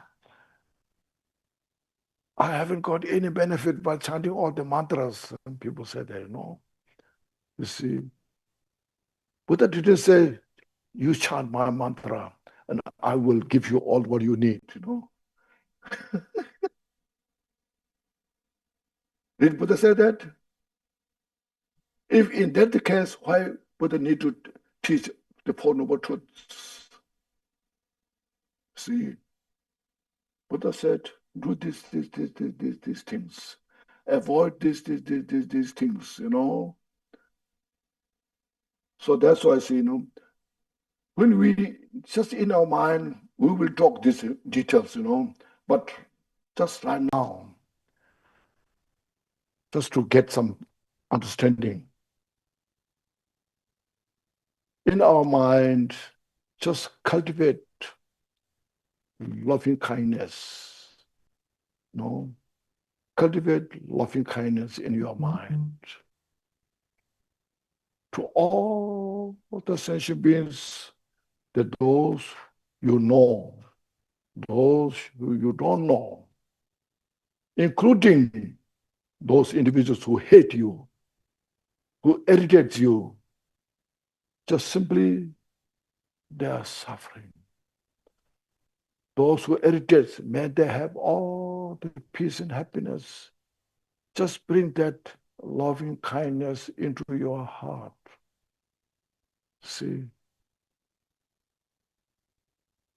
look at that in your mind. There's such great peace. See, there's no any negative in the mind. See, on the other hand, when there's anger, hatred in your mind, you see how much discomfort you are feeling, how much the uneasiness in your mind, suffering, you see, you feel that, you see. Look at that, you see, just reflect that in your mind. So all the auspiciousness, happiness, peace, so look at that, avoid all those negativities in the mind, bring that loving kindness, compassion in your heart.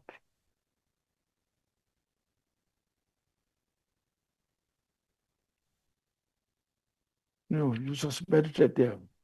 It heals your mind. It heals our body. It brings the strength in your mind.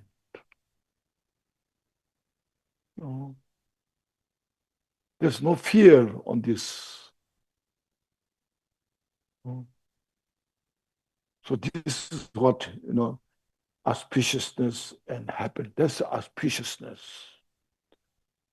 Sometimes we say, oh, today I saw there's a lot of rainbows, all auspicious sign, Do you have rainbow in Malaysia? Okay. Do you say, oh, rainbows coming, this is auspicious sign? Do you say that? Should have a rainbow in the mind. Rainbow of love, compassion. That's auspicious. That's the happiness, you see. That's what Buddha taught, how to have the auspiciousness, how to have happiness. So that Buddha's message is taught by these great masters.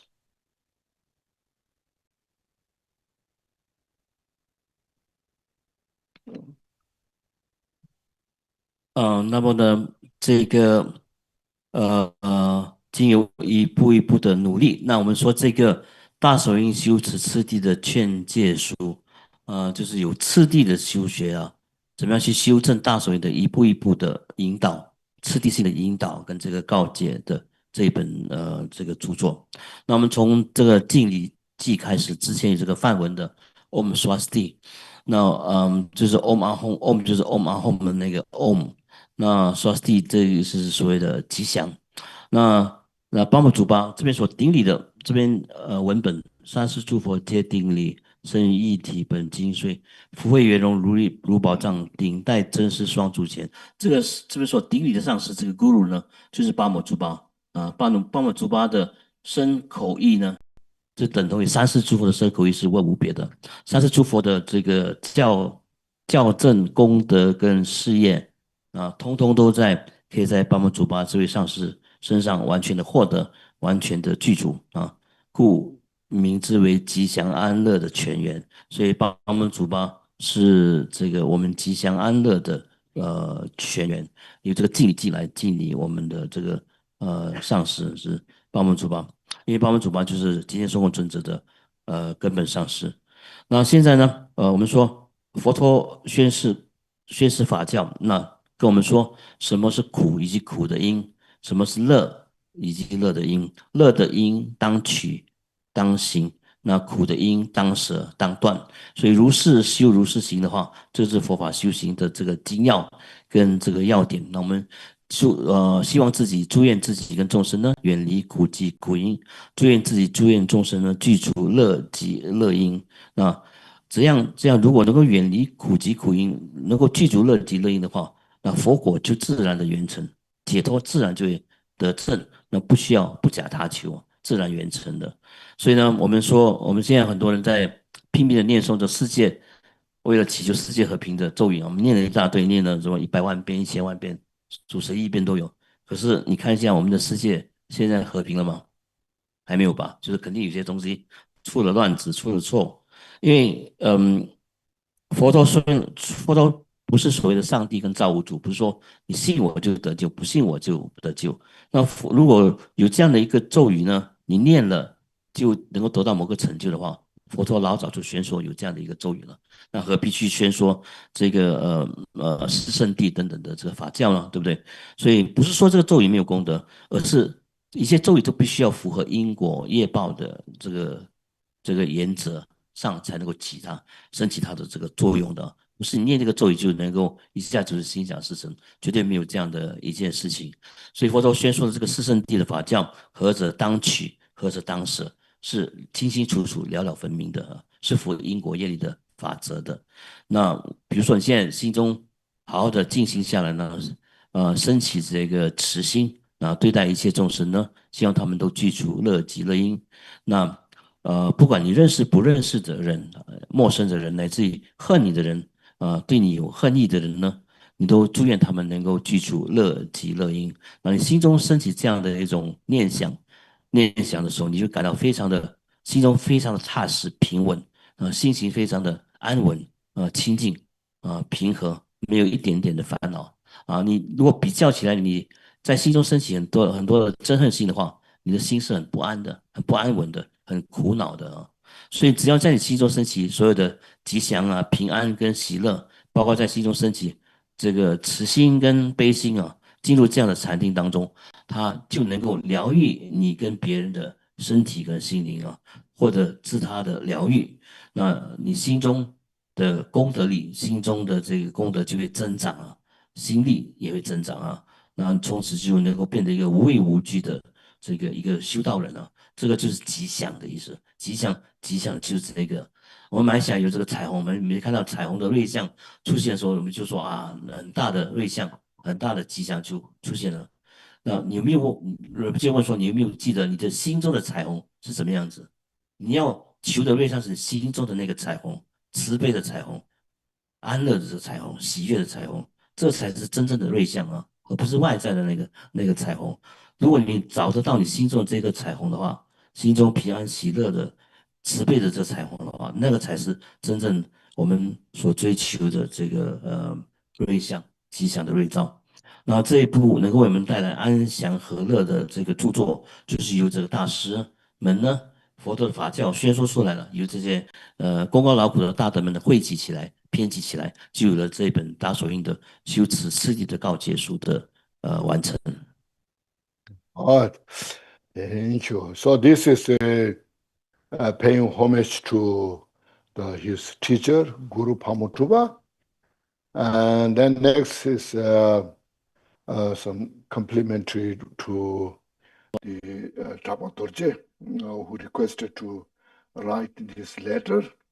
It's a noble, accomplished one who fully possess of accumulations. You are noble, nobility of the mind, who embodies the bodhicitta, realization of Mahamudra, this noble, accomplished. Your study practice is well accomplished, who fully possess the accumulations. There are two accumulations: accumulation of merit, accumulation of wisdom. Those who fully you accumulated those great qualities. See, you knew the fruit of the causes that result in samsara. So you understand, means you knew, means you understand the causes of samsara. All the three mental poisons is mentioned, from these three mental poisons, we create karma, and then the result is the fruit is suffering in the hell realm, and hungry spirits, animals. Now you can see in the animal realm, there's so much suffering is there. They are under the mercy of the human being. They're suffering so much.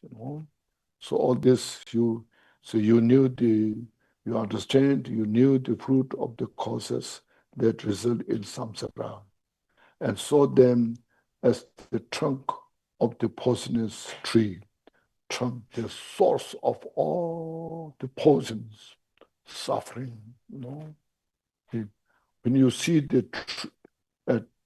a tree is poison or poisonous tree, then from that tree you get nothing but only poison. There's all sorts of suffering. Likewise, the mental three poisons, when we have that, this poison of the mind can bring only suffering, nothing else, But we just, go. So we are under the slave of these mental poisons, and we suffer ourselves and give suffering to others, you see. So you saw this precisely, clearly. So because of this, you fully ordained in the doctrine of the sage, means you fully ordained, you received the bhikshus vow in the lineage of the Buddha's teaching. So here the sage means Tuba. Tuba means Buddha. No? In the teachings of the Buddha, you fully ordained. You are such a great teachers. 然后呢，我们这个敬礼记说完之后，就来到下面这个赞德和告白。然后这边说功德圆满，尊圣者轮回乐果皆虚妄，犹如图书观世间，深入佛门起诸幻。也就是说，这个请法的人呢，赞叹这个撰写者的这个功德。然后呢，这边所谓的这个功德圆满，就是二资粮圆满的，一个是福慧二资粮，就是福德方面的资粮圆满，智慧方面的资粮也圆满的，福慧二资粮之圆满，就称之为功德圆满的尊胜者。然后这边说，你照见了轮回的因果真实不虚，那轮回的业果因果，就是众生因为三毒贪嗔痴在心中升起，然后起惑造业。遭受了各种各样的苦恼苦果。那特别是下三恶道的众生，比如说地狱恶鬼畜生道呢，他们更是苦不堪言的这种苦果在承受着。那犹如毒树观世间，就是这样的三毒所引起的这种境界跟结果，就好像有毒的一棵树一样，那就是等同于我们三毒所造作的这个升起的这个苦果、苦汁苦的境界，等这个毒的树呢，它的树枝跟树的结出来的果都是痛苦的，都让你得到痛苦的。三毒就是我们心的这个毒，然后只要心毒一升起的话，自他就会因此而受苦啊。你透彻的关照其中的因缘，了了分明，清清楚楚呢。而且你是一个受清净具足比丘戒的一个大的圣者深入佛门起诸幻。And then here mentioned, you are fully devoted and awaken the karmic connection to the Dharma. So this means there are some usually become monk or nun, you know, and receive ordinations, all this, but don't pay attention so much to study, practice Dharma, wandering around here, there. So here you are not like that. You say you are so fully devoted and have awakened, means your mind is fully awakened, seeing the Dharma is the most precious thing that to study, practice, and realize, awaken the karmic connection to the Dharma. So you are so well versed in the study, the scholarship, and not only that, you only also have fully practiced Dharma teaching and experienced that within in your mind. So the glorious eternal note of your mind is filled. So that's why you have such great wisdom that you can express these teachings very skillfully and wisely to the followers. 那下去我们说这个清净由心自然性，摄法甘露润心神，功德光华引胸臆，利己利他共为经。尊者摄持全虚法，是为命脉不舍身。这边是说述说这个尊者的功德有一些受具足戒的男女出家这种比丘比丘尼们，虽然受了具足戒，可是不精进这个佛法的闻思修和证悟呢。那你跟他们是完全不一样的，你是由精进闻思修的，有学有修有成的有成就的这个佛法的大德。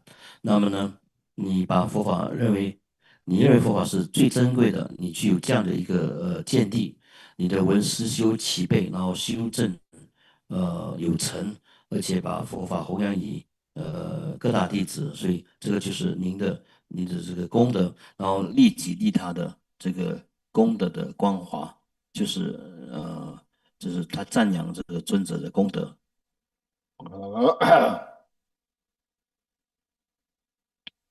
With the ambrosia of the teachings, the holy beings, so that the undefiled ambrosia, the Buddha's teaching, of the holy beings, the Buddha and other great masters.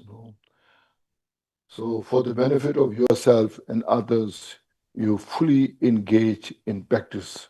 So you not just only being a scholar, you know that these Vinaya or sutras or Abhidharma, all this, and all the Vajrayana teachings, not just only scholarship, but you're fully equipped in the practice, and you just digest all the meaning of the Dharma teachings in your own mind stream.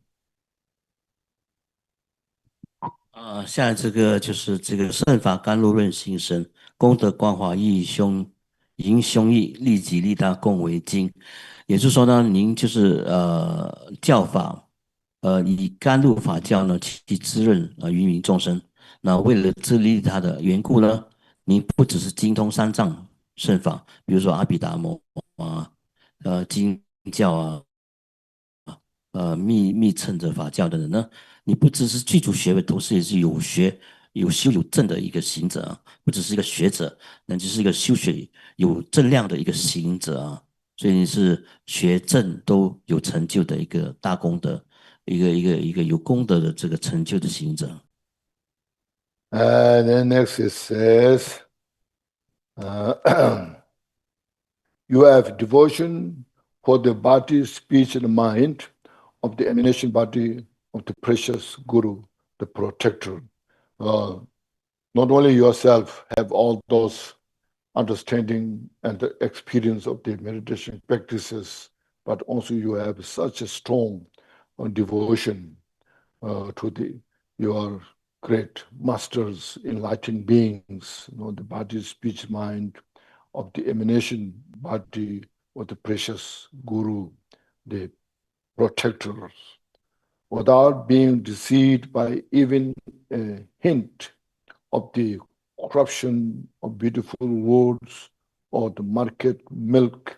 You accepted the authentic teachings. You see, you are not easily deceived by some beautiful writings, poetic, with such an elegant metaphor, without deceiving by this. You fully engage in the authentic teachings, the profound and complete teaching that what Buddha taught and practicing. 现在呢，第二步是赞导师跟弟子相应。那文本说：世间大护是化身，真实本真常，复护性净三密生无比，不堕于是空言处，亦不随俗，迷外缘，真念如具，恒明处。那这边所讲的就是您的这个你的身口意功德都完全具备了啊。那你也是这个上师跟这个本尊护法的划线，不二划线。然后你不被那些语言的修饰，那空洞的语言就美丽花俏的这些，能够让你堕落的这花言巧语，好像市集上所卖的牛奶这样呢，能够让你心生迷惑的这花言巧语所欺骗欺蒙。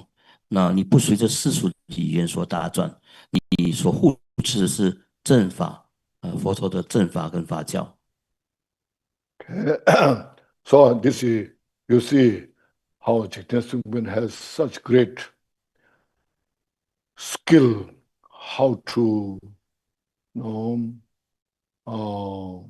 just train his students,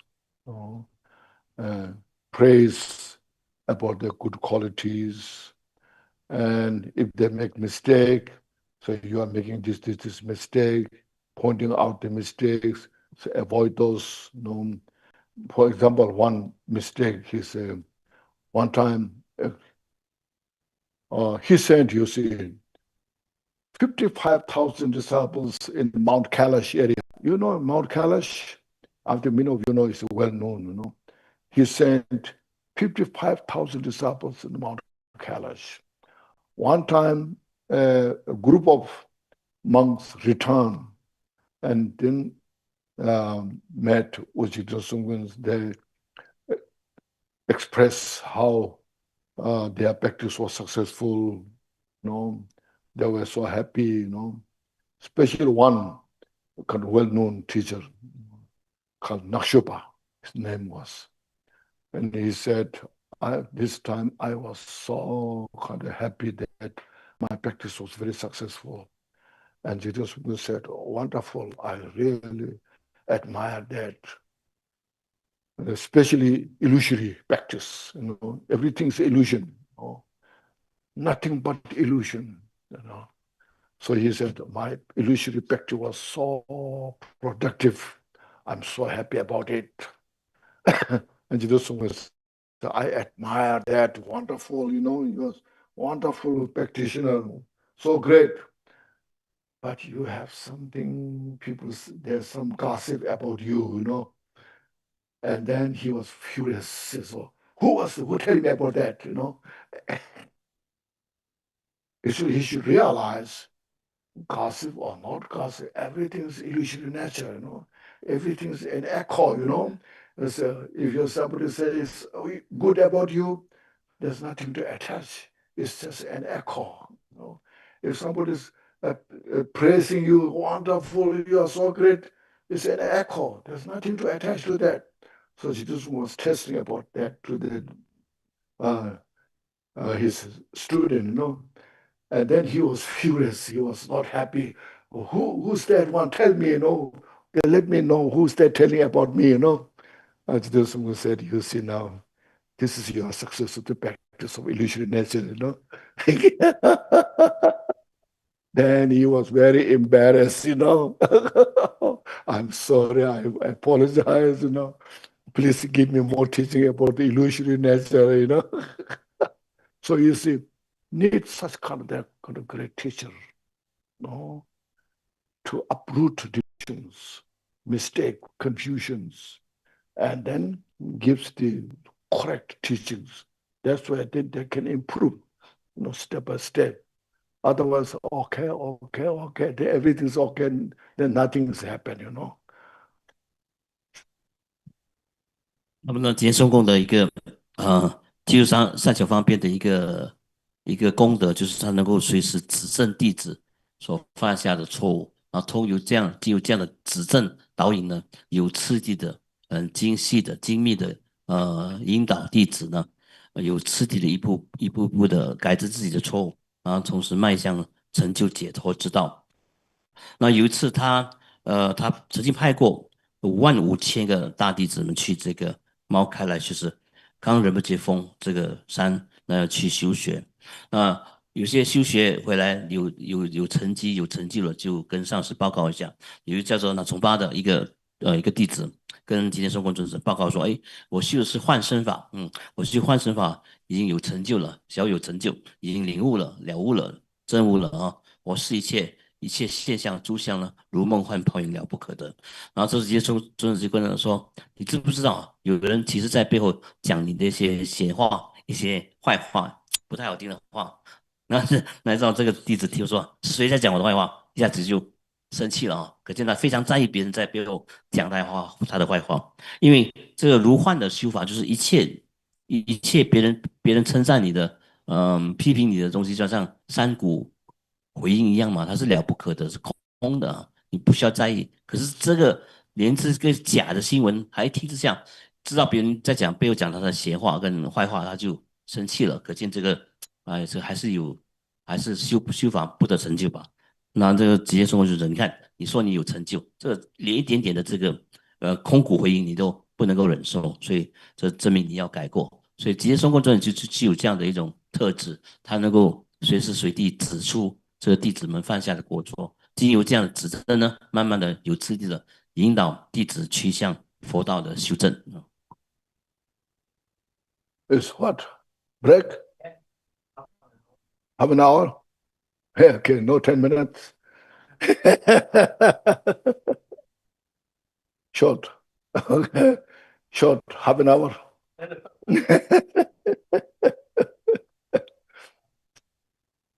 Okay. Oh, Badra Sato Samaya, Mano Balaya, Badra Sato Denova, Dijan Dedon, Sudokayo Membawa, Subokayo Membawa, Anorato Membawa, Sarvasi Deme, Sarva Karma Suzame, Zedana Shriya, Kuro Hong, Ha Ha Ha, Sarva Tata Gata Badra Mame, Mudambar Zembawa Ma.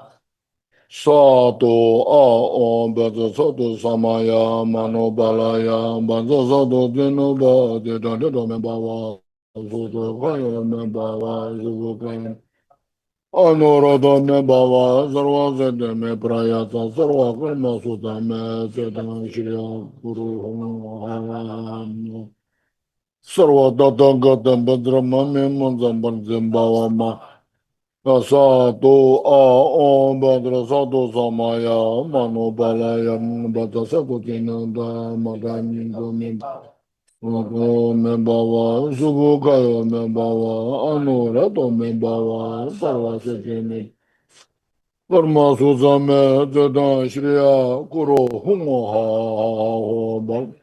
Sarva Tatangata Badra Mame Manzamban Zemba Samaya Sado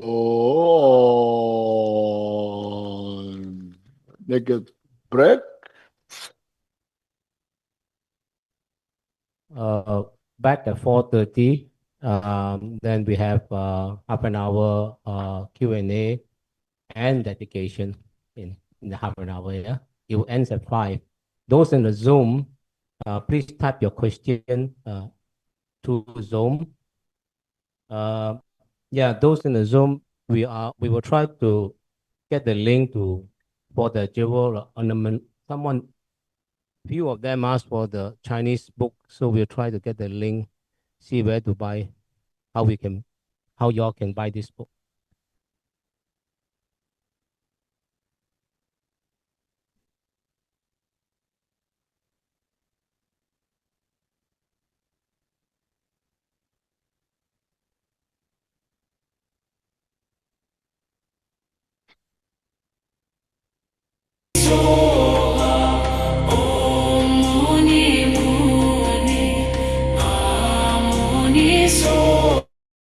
Time with Kunu Lama, especially about learning the Gambopa text. About Yes, I spoke about it. You want any more detail about Kunu Lama? More detail, you study all the jewel ornament of liberation. 这个问题问到说，请仁波切描述一下他跟库诺喇嘛学习的过程，特别是这个冈波巴的教法。那么就说关于细节你要知道的更多，请阅读这本那个铁座庄严宝曼的这个注释啊，仁波切所写那本书啊。Kuno Lama Rinpoche, you should say, he was such a hidden great master, both in the scholarship as well meditation practice, especially with the practice of bodhicitta. He wrote a book, one verse a day for one whole year. So there are about 357 or 58 verses, all about bodhicitta. There was one rough translation on this. There's space and sea, ocean, the name that. Anyhow, in his later life, before he passed away, he totally focused on the jewel ornament of liberation. He taught from that. So I'm sure he did that before also, before he in other places.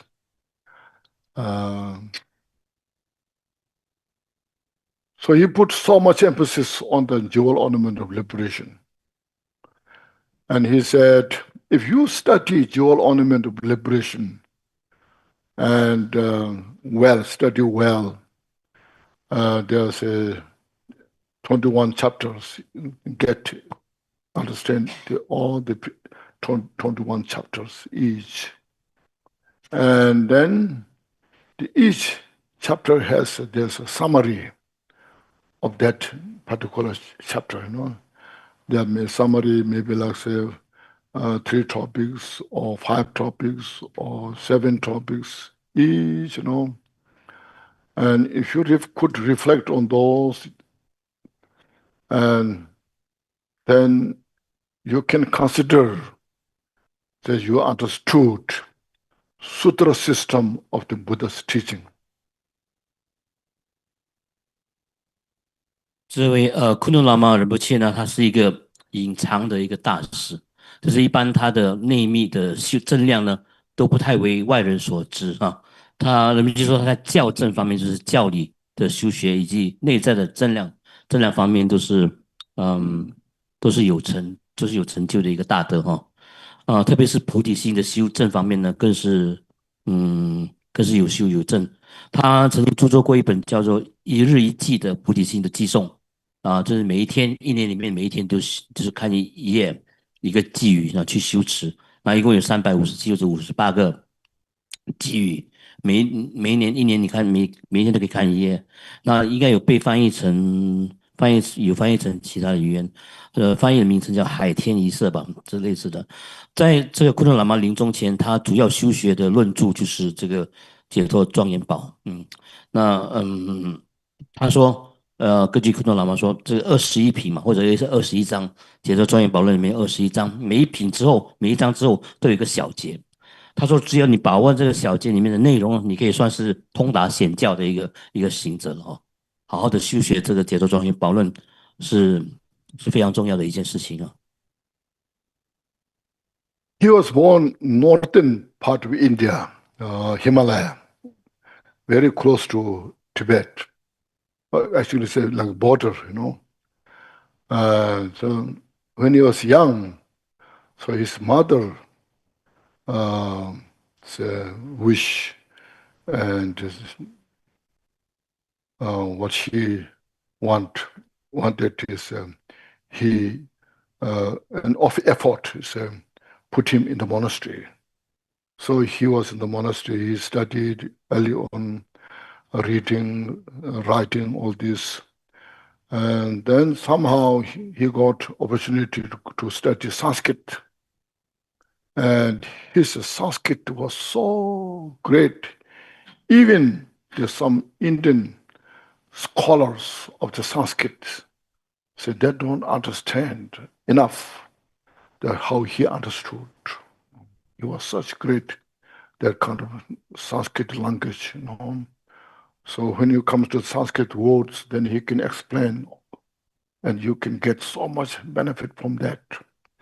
And sometimes in some texts, not so clear the translation, which translated from Sanskrit to Tibetan, you know. So he explains with the word. This word is in Sanskrit. This is called this. So that means this. There's a different meaning each, you know. So like that. In Malay, you have Uttara. You know Uttara?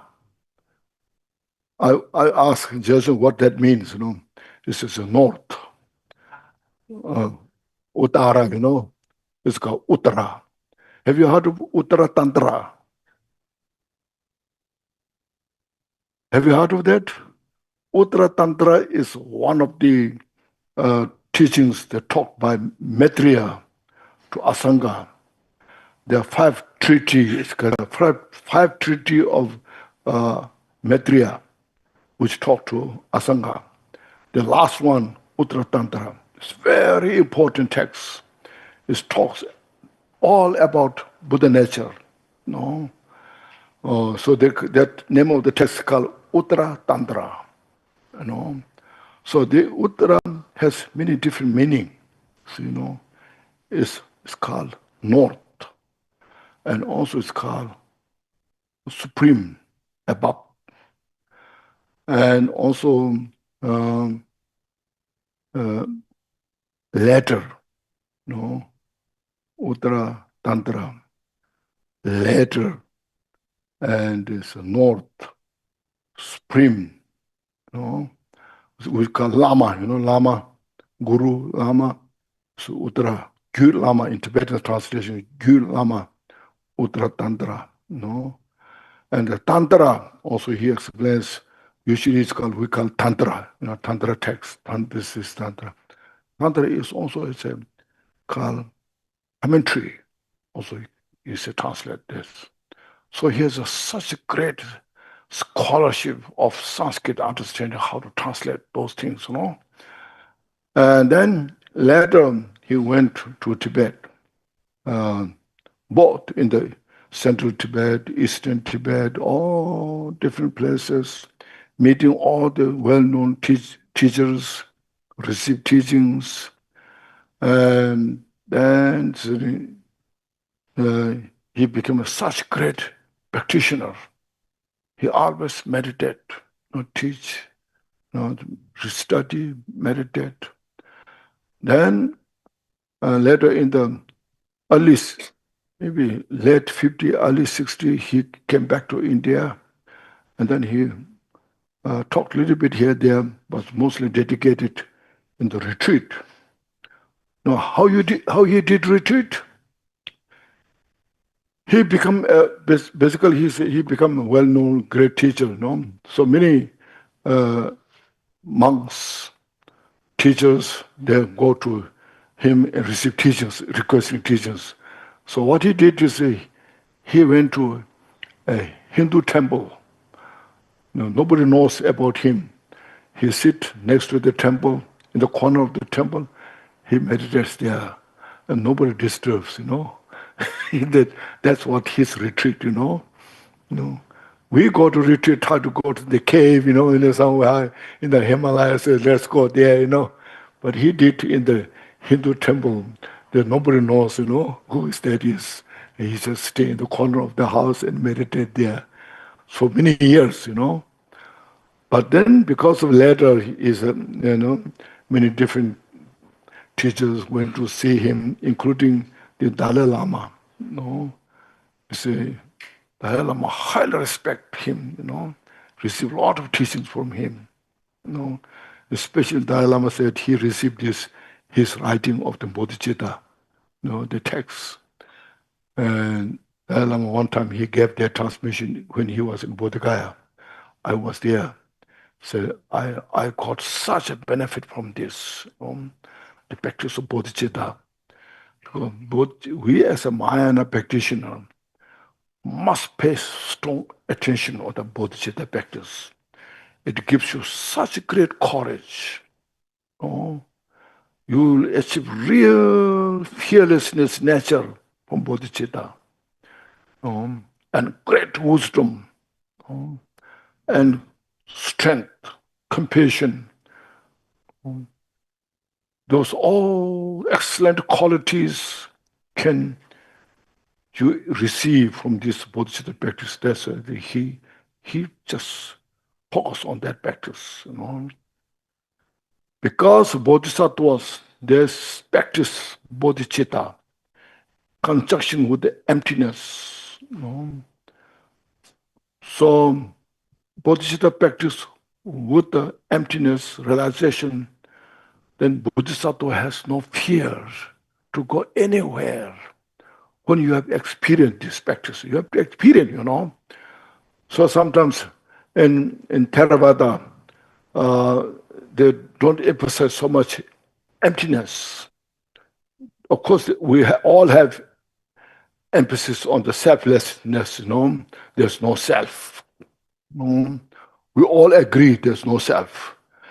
But in Mahayana, there's a lot of emphasis on the emptiness.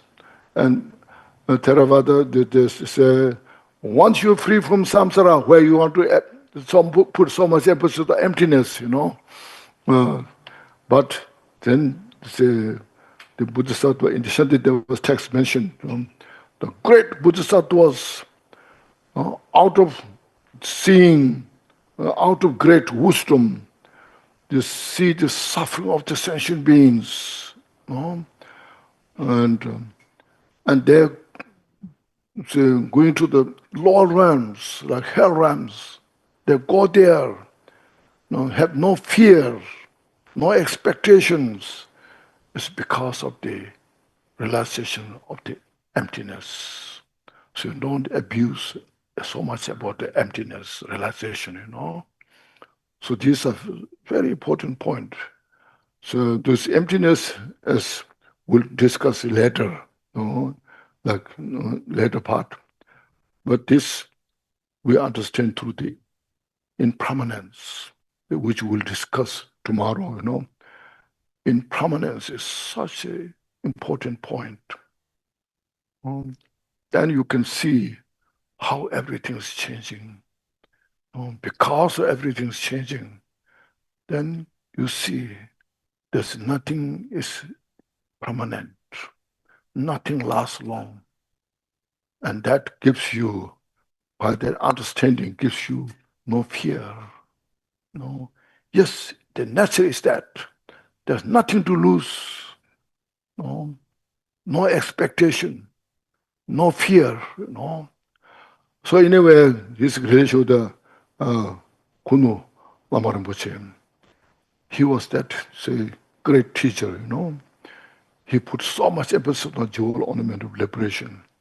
The writer Kampupa, he highly praised who Kampupa was.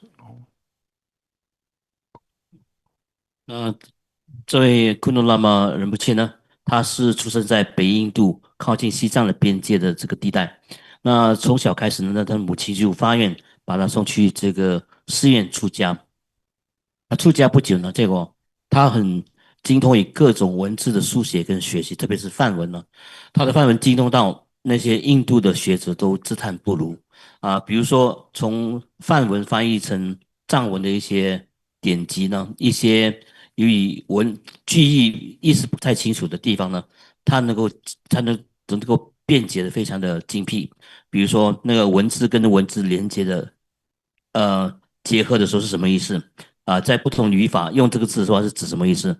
那因为印度的梵文在不同的时候应用起来的话，会代表虽然是同一个字词，但是在不同地方使用起来的话，会代表这完全不同的意思。比如说大家都知道的这个究竟义称宝性论乌达达丹达，那这个乌达达的意思在马来文也好，印尼文也好，在梵文也好，其中一个是意思指东南西北方的北方其中一个意思是这样，另外一个意思却是指无上、殊胜、珍贵，然后后期等等这个意思都有。所以这乌达达丹达在这边指的是宝性论究竟义称宝性论，究竟的非常的尊贵的如珍宝一般的这个空性哲理的这个论。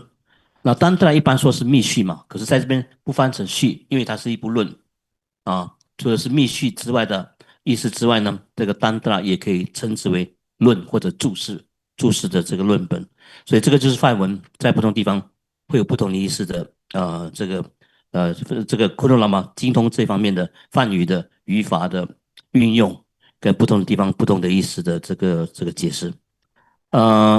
所以呢，这个他库鲁拉玛仁波切他是一个大学者、大成就者大概1960多年的时候，他回去印度就是花很多时间在闭关，偶尔会说些法。那他闭关的方式是怎么样呢？很多人闭关就是一般的藏印的行者，西藏跟印度的行者就去到喜马拉雅山脉高山上山洞里面闭关。他闭关的方式却是去到印度教的庙里面的殿堂旁边的一个角落，静静的坐着打坐禅修。所以这是昆仑喇嘛闭关的这个方式。那特别是对这个康波巴大师这部论著《解脱庄严宝论》呢，这个昆仑喇嘛仁波切非常赞扬这本书，希望大家都能够修学多对这本书多加修学，同时他对康波巴大师的功德也是非常的赞赏的每次都讲冈波巴大师是多么伟大的一个大的大师啊之类的哦。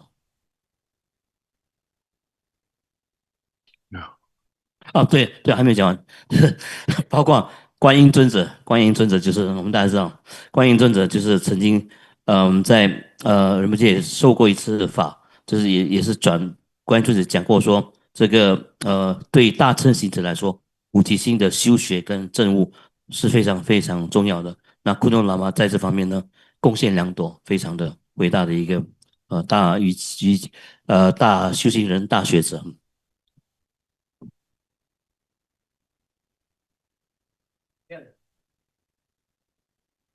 Hello, Rinpoche, lasso, lasso, lasso. I have a question. Is that what is the subtlest point at which recognition of the Mahamudra is mistaken as experience? Even It's when mistaken what? It's mistaken as experience. Experience. Experience, yes. Yeah. Even when devotion, clarity, and bodhicitta are present. Yes. Yeah. What is the subtlest point? What is the subtlest point? Subtlest Yes. point about what? The small missed out point. Subtlest. SUBTLEST. Subtlest. Subtle, yeah. Most subtle point. Point at which recognition of the Mahamudra is mistaken as experience, even when devotion. Experience. Yeah, experience. Even when your devotion, clarity, and bodhicitta are present. Listen. Yeah. So what's the point? Was you mistaken what? In the sense of the experience. One's experience. When you experience Mahamudra, then what happens to devotion? That you have, the Then- experience that you have, your devotion that you have, the clarity and the bodhicitta that Then- you have at the present. Then What is that subtlest point of recognition we should look into? look into nothing. Yes. Yes. Yes. Okay, thank you. 我刚才忘记翻译有一段，刚才忘记翻译有一段，就是说你证悟了这个，你证悟了菩提心之后，你会有大无畏的这个精神啊，大无畏、大精进、大智慧，然后一切都是从菩提心那边升起的。然后菩提心加上空性的话，就是两全其美，你是你身为一个大乘行者，你会具有这个大无畏的精神，上山下海，我不入地狱，谁入地狱等等，都会有这样的一种体悟跟这个增量。然后呢，就是说，大菩萨是具足大智慧、大精进、大勇猛力的，能够解决众生苦的这个行者。所以，如果证悟菩提心加上空性这两者合一的话，你会对一切都是无畏无惧的，对轮回的体验都会无畏无惧。然后，就是悲之双运，对轮回和无希惧，就是没有希求，也没有恐惧，无悲忧，不会悲伤，不会忧恼这是昆罗喇嘛仁波切所带给我们的法教的这个精要。那特别是对这个《解脱庄严宝论》跟冈波巴大师这个著作者有特别高的赞扬。那你这边问到说，大手印之所以为一种体验，为什么我们有了虔诚心跟这个明信的以及菩提心的修正之后，那应该要做什么是吧？什么是最微细的障碍啊？人们界的回答是什么？空啊，一切空。Make it simpler. What I'm trying to say is that in this Mahamudra practice, what is the subtlest point that whereby the obstacles that prevents the direct recognition of the mind's nature, even when the devotion, clarity, bodhicitta, understanding all present? That is That I mentioned before. You could not synchronize Shila, Samadhi, Prajna. Yes. Okay.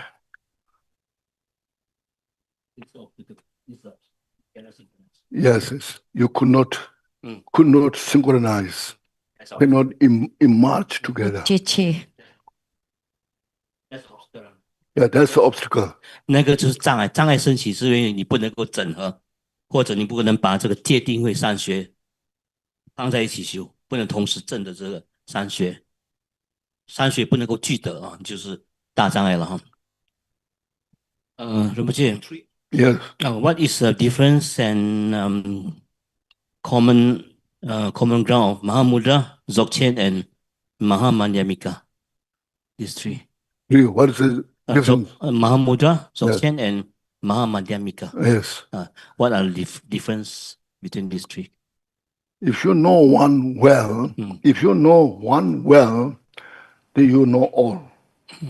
If you don't know one well, you don't know all three.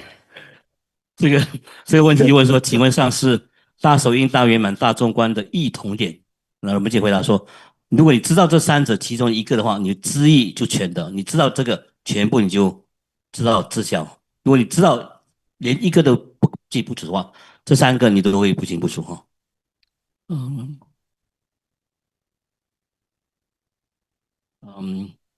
How to attain the non-duality between meditation and non-meditation? Meditation and non-meditation. And post-meditation. Post-meditation. So that you have to familiarize equipoise. If you are fully familiarized equipoise, and once you achieve the effortlessness nature, then there's no gap. Meditation or post-meditation. 上座下座这个问题问说，怎么样保持这两者不二或者不分别？那人们回答说，如果你能够掌握你等持的境界，掌握的串习的熟透、精通的时候呢，那你就能够任应升起，这就把这两者境界打成一片，就是上座也好，下座也好，修也好，不修也好，那两者都是等同的。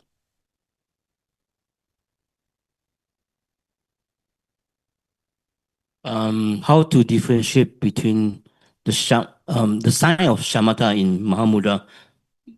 Is it that we are seeing some light? First question. Light. Light when? Shamatha in Mahamudra. In shamatha light. Not vipassana light. Shamatha light. Yeah, there are a lot of confusion in that. When there's somebody who's nowadays very rare, actually meditate. We don't meditate so much, Not time to meditate.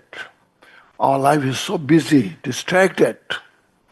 So because of that, no any good quality of the shamatha first place, I have to go there, I have to go there, I have to go there, I have to come back, do this.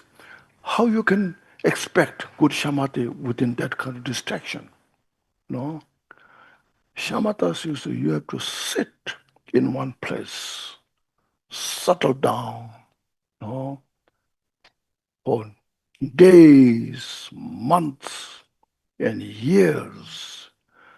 Then there's a possibility to have good shamatha. When there's good shamatha, then the practitioner, you see, there's a middle. There's calm, great joy, bliss. When your mind is calm, peaceful, relaxed, see, then you feel such a great joy in the mind because there's no distraction. All our mind is disturbed by all the distraction. Busy here, there, disturbs our mind by this information, that talks, and then we dislike that, we dislike this, like this. Lot of distraction, So free from all this distraction, if your mind is totally, as mentioned, equipoise, relax, see, then no any thoughts in the mind can disturb. If a thought comes, then don't affect so much, doesn't affect much. And then there's great joy in the mind. That peace has such great joy. Let's imagine happiness, joy is there. See, so that's called great joy, sometimes called bliss. So blissful mind. It's not just one instant, small instant, Then, having that foundation, then your mind is so clear. So clear that even you can see previous life, that from that clarity, from the clarity of the mind, you can see previous life. You can see the future life. You see, mind is so clear, And when that happens, you see, then there's a thoughts, but as mentioned, doesn't affect your mind. So it's called non-conceptual thoughts. So this all experience in the shamatha. But some people confused with vipassana.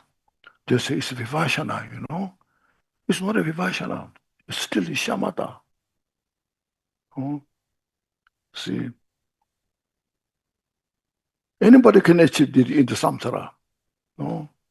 As I mentioned, the form world, in the form world, even in the desire world, can achieve that.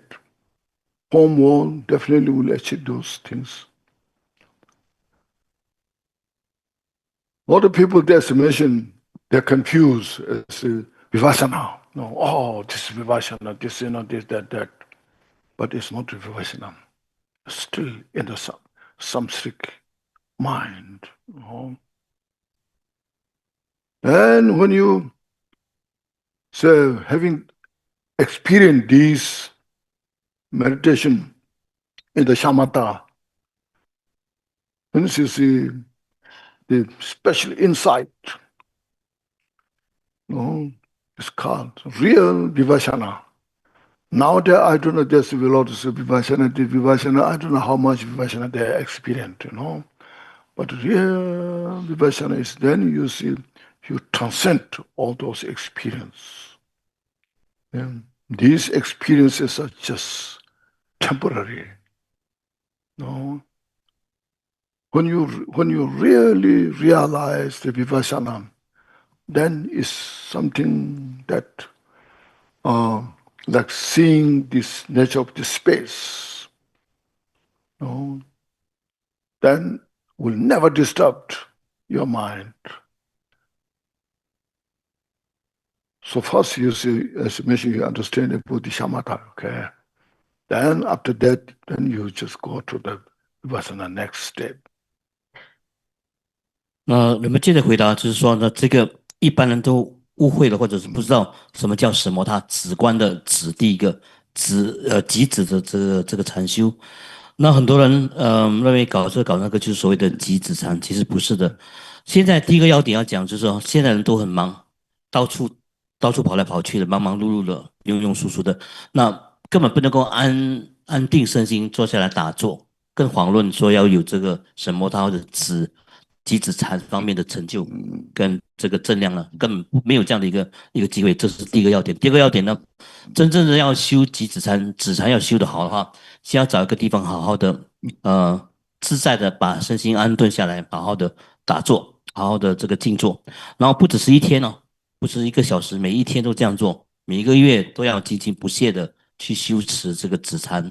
然后年年复年年，日日复日，这样一直到你有体验升起为止呢，你的心意静心能够达成的话，你会有这个大乐的升起，大喜乐的升起。那即便是妄念会偶尔会现起的，也不影响到你心灵的心的止极。那现在我们的人其实充满一大堆的资讯爆炸，心都不能够安稳，那怎么样达到不散乱，然后心意静心、精意定性的这个极止禅的这个境界呢？所以是比较少达到的。那首先我们要放松，然后呢，心非常的稳定安住，放松，然后呢，就算是以妄念升起，也不会干扰到你的心的平稳了。在心的平稳的境界中，你会有大乐的一种升起，你的心非常平稳安定放松，同时就觉得有种乐的滋味在你心中升起，称之为大乐或者是大喜啊，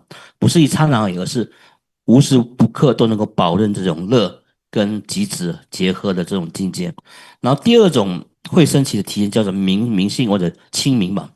我们说乐，然后第一个是乐，第二个是明性，心的明性会升起。你的心是非常的敏锐，非常的通透，能够关照过去、现在、未来。那过去你的前生前世都能够知道的清清楚楚，未来会发生事情，你的未来是也能够测知的，呃朗朗明照哈，清清楚楚，了了分明。你会达到心的清明，心是非常的敏锐，非常的明亮剔透，这个是心的明性。然后呢，时间久了，慢慢久了，什么他功夫用得上，能够进入一种境界的话呢，你就能够认定的，达到一种没有念头，几乎没有念头的这个境界哈。念头心境非常的平和，没有任何念头的升级，所以这个乐明跟无念这三者其实是共世间禅定的，它不是不共世间的禅定，它不是佛法独有的哈，世间禅定都会有，色界定、这个意界定都可以达到这样的功夫，就是乐明跟无念，这跟我们后来要说的内观，就是毗婆舍那或者叫圣观是大不相同的。圣观就是说，你达到这个心能够了知诸法实相的心的究竟的本性的时候。你会超越这些所有的体验，你不会被这些所有体验给绑住或者给绑架。所以就是你能够回归到你的自性本性的时候，那个是毗婆舍那，就是内观禅或者圣观的这个境界。所以呢，这个我们先要讲到是止，先修止，才来谈到这个观的成就，然后才谈到什么叫止观双运，先止后观啊，是讲止观方面的。问题，人们就是这样答的。Now, 人们接 next question is how to differentiate between real realization and experience of alaya, authentic and first realization, real realization and alaya experience. Alaya experience from alaya consciousness. Real realization and alaya. And alaya realization. Yeah, alaya.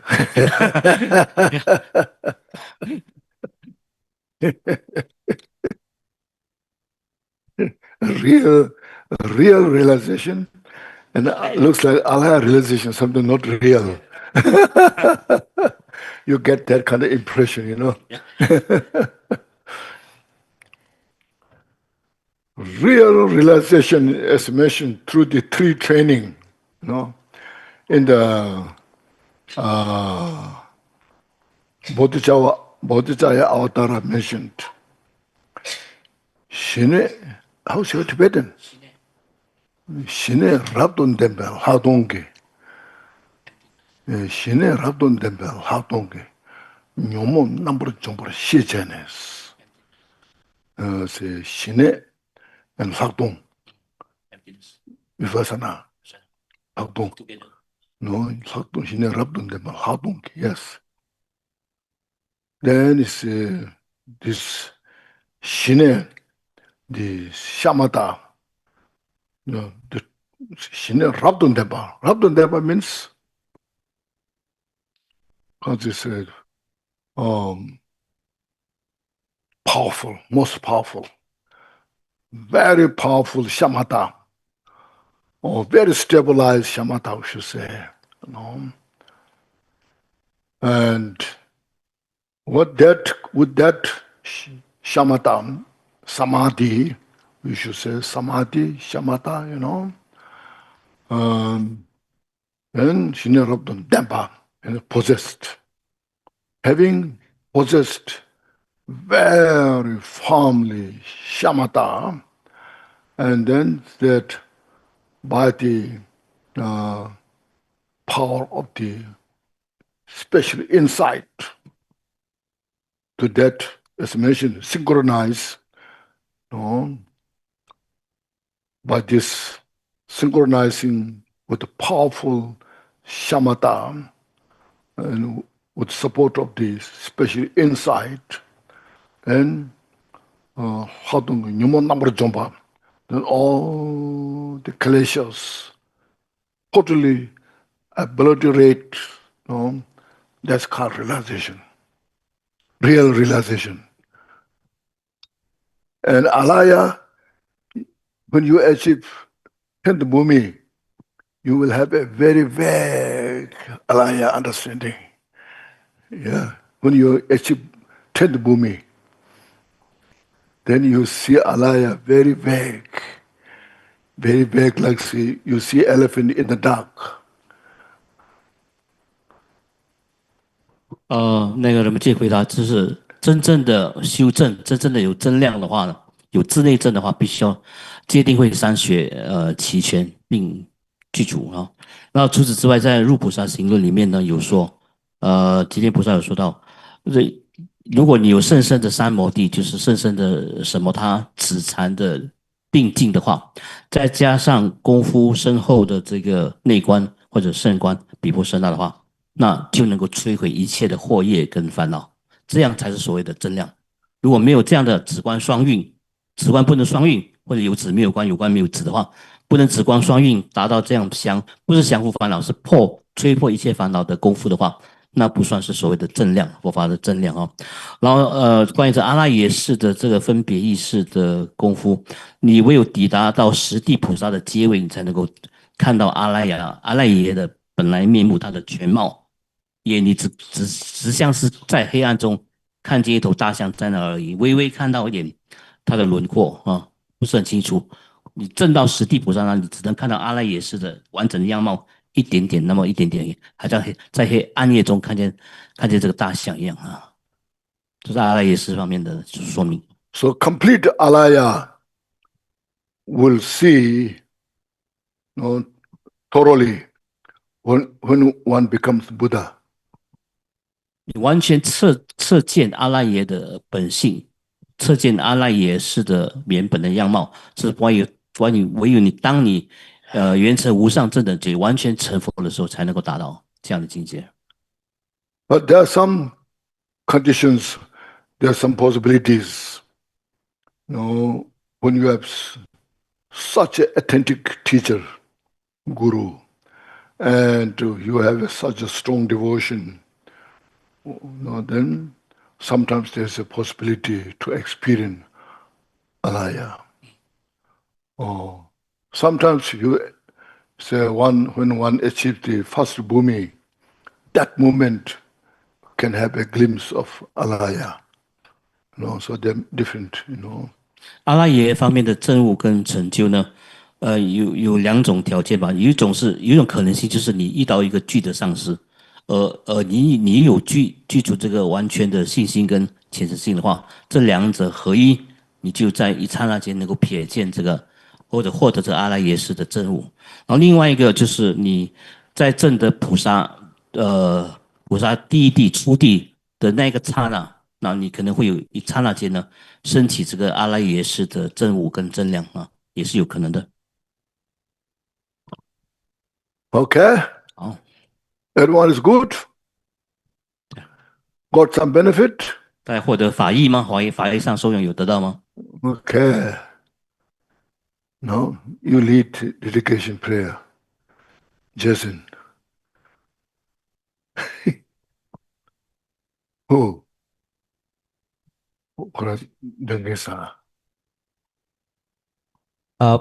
Read book, page 39. Jigten Sumgön dedication composed by Yopa Jigten Sumgön.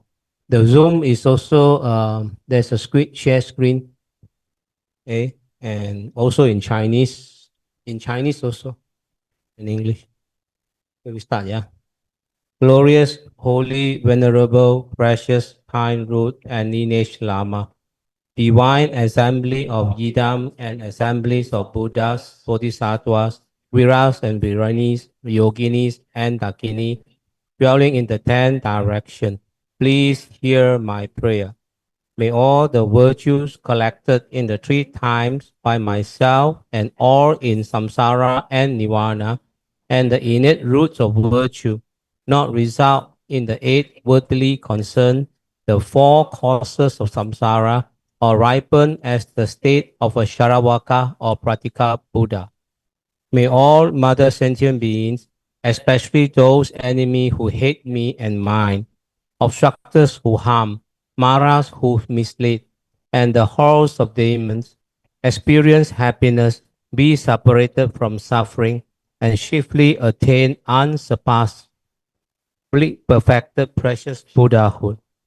By the power of this vast root of virtue, may I benefit all beings through my body, speech, and mind.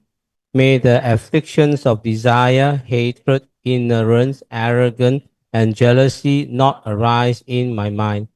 May concern about fame, reputation, wealth, and honor in this life not arise for even a moment.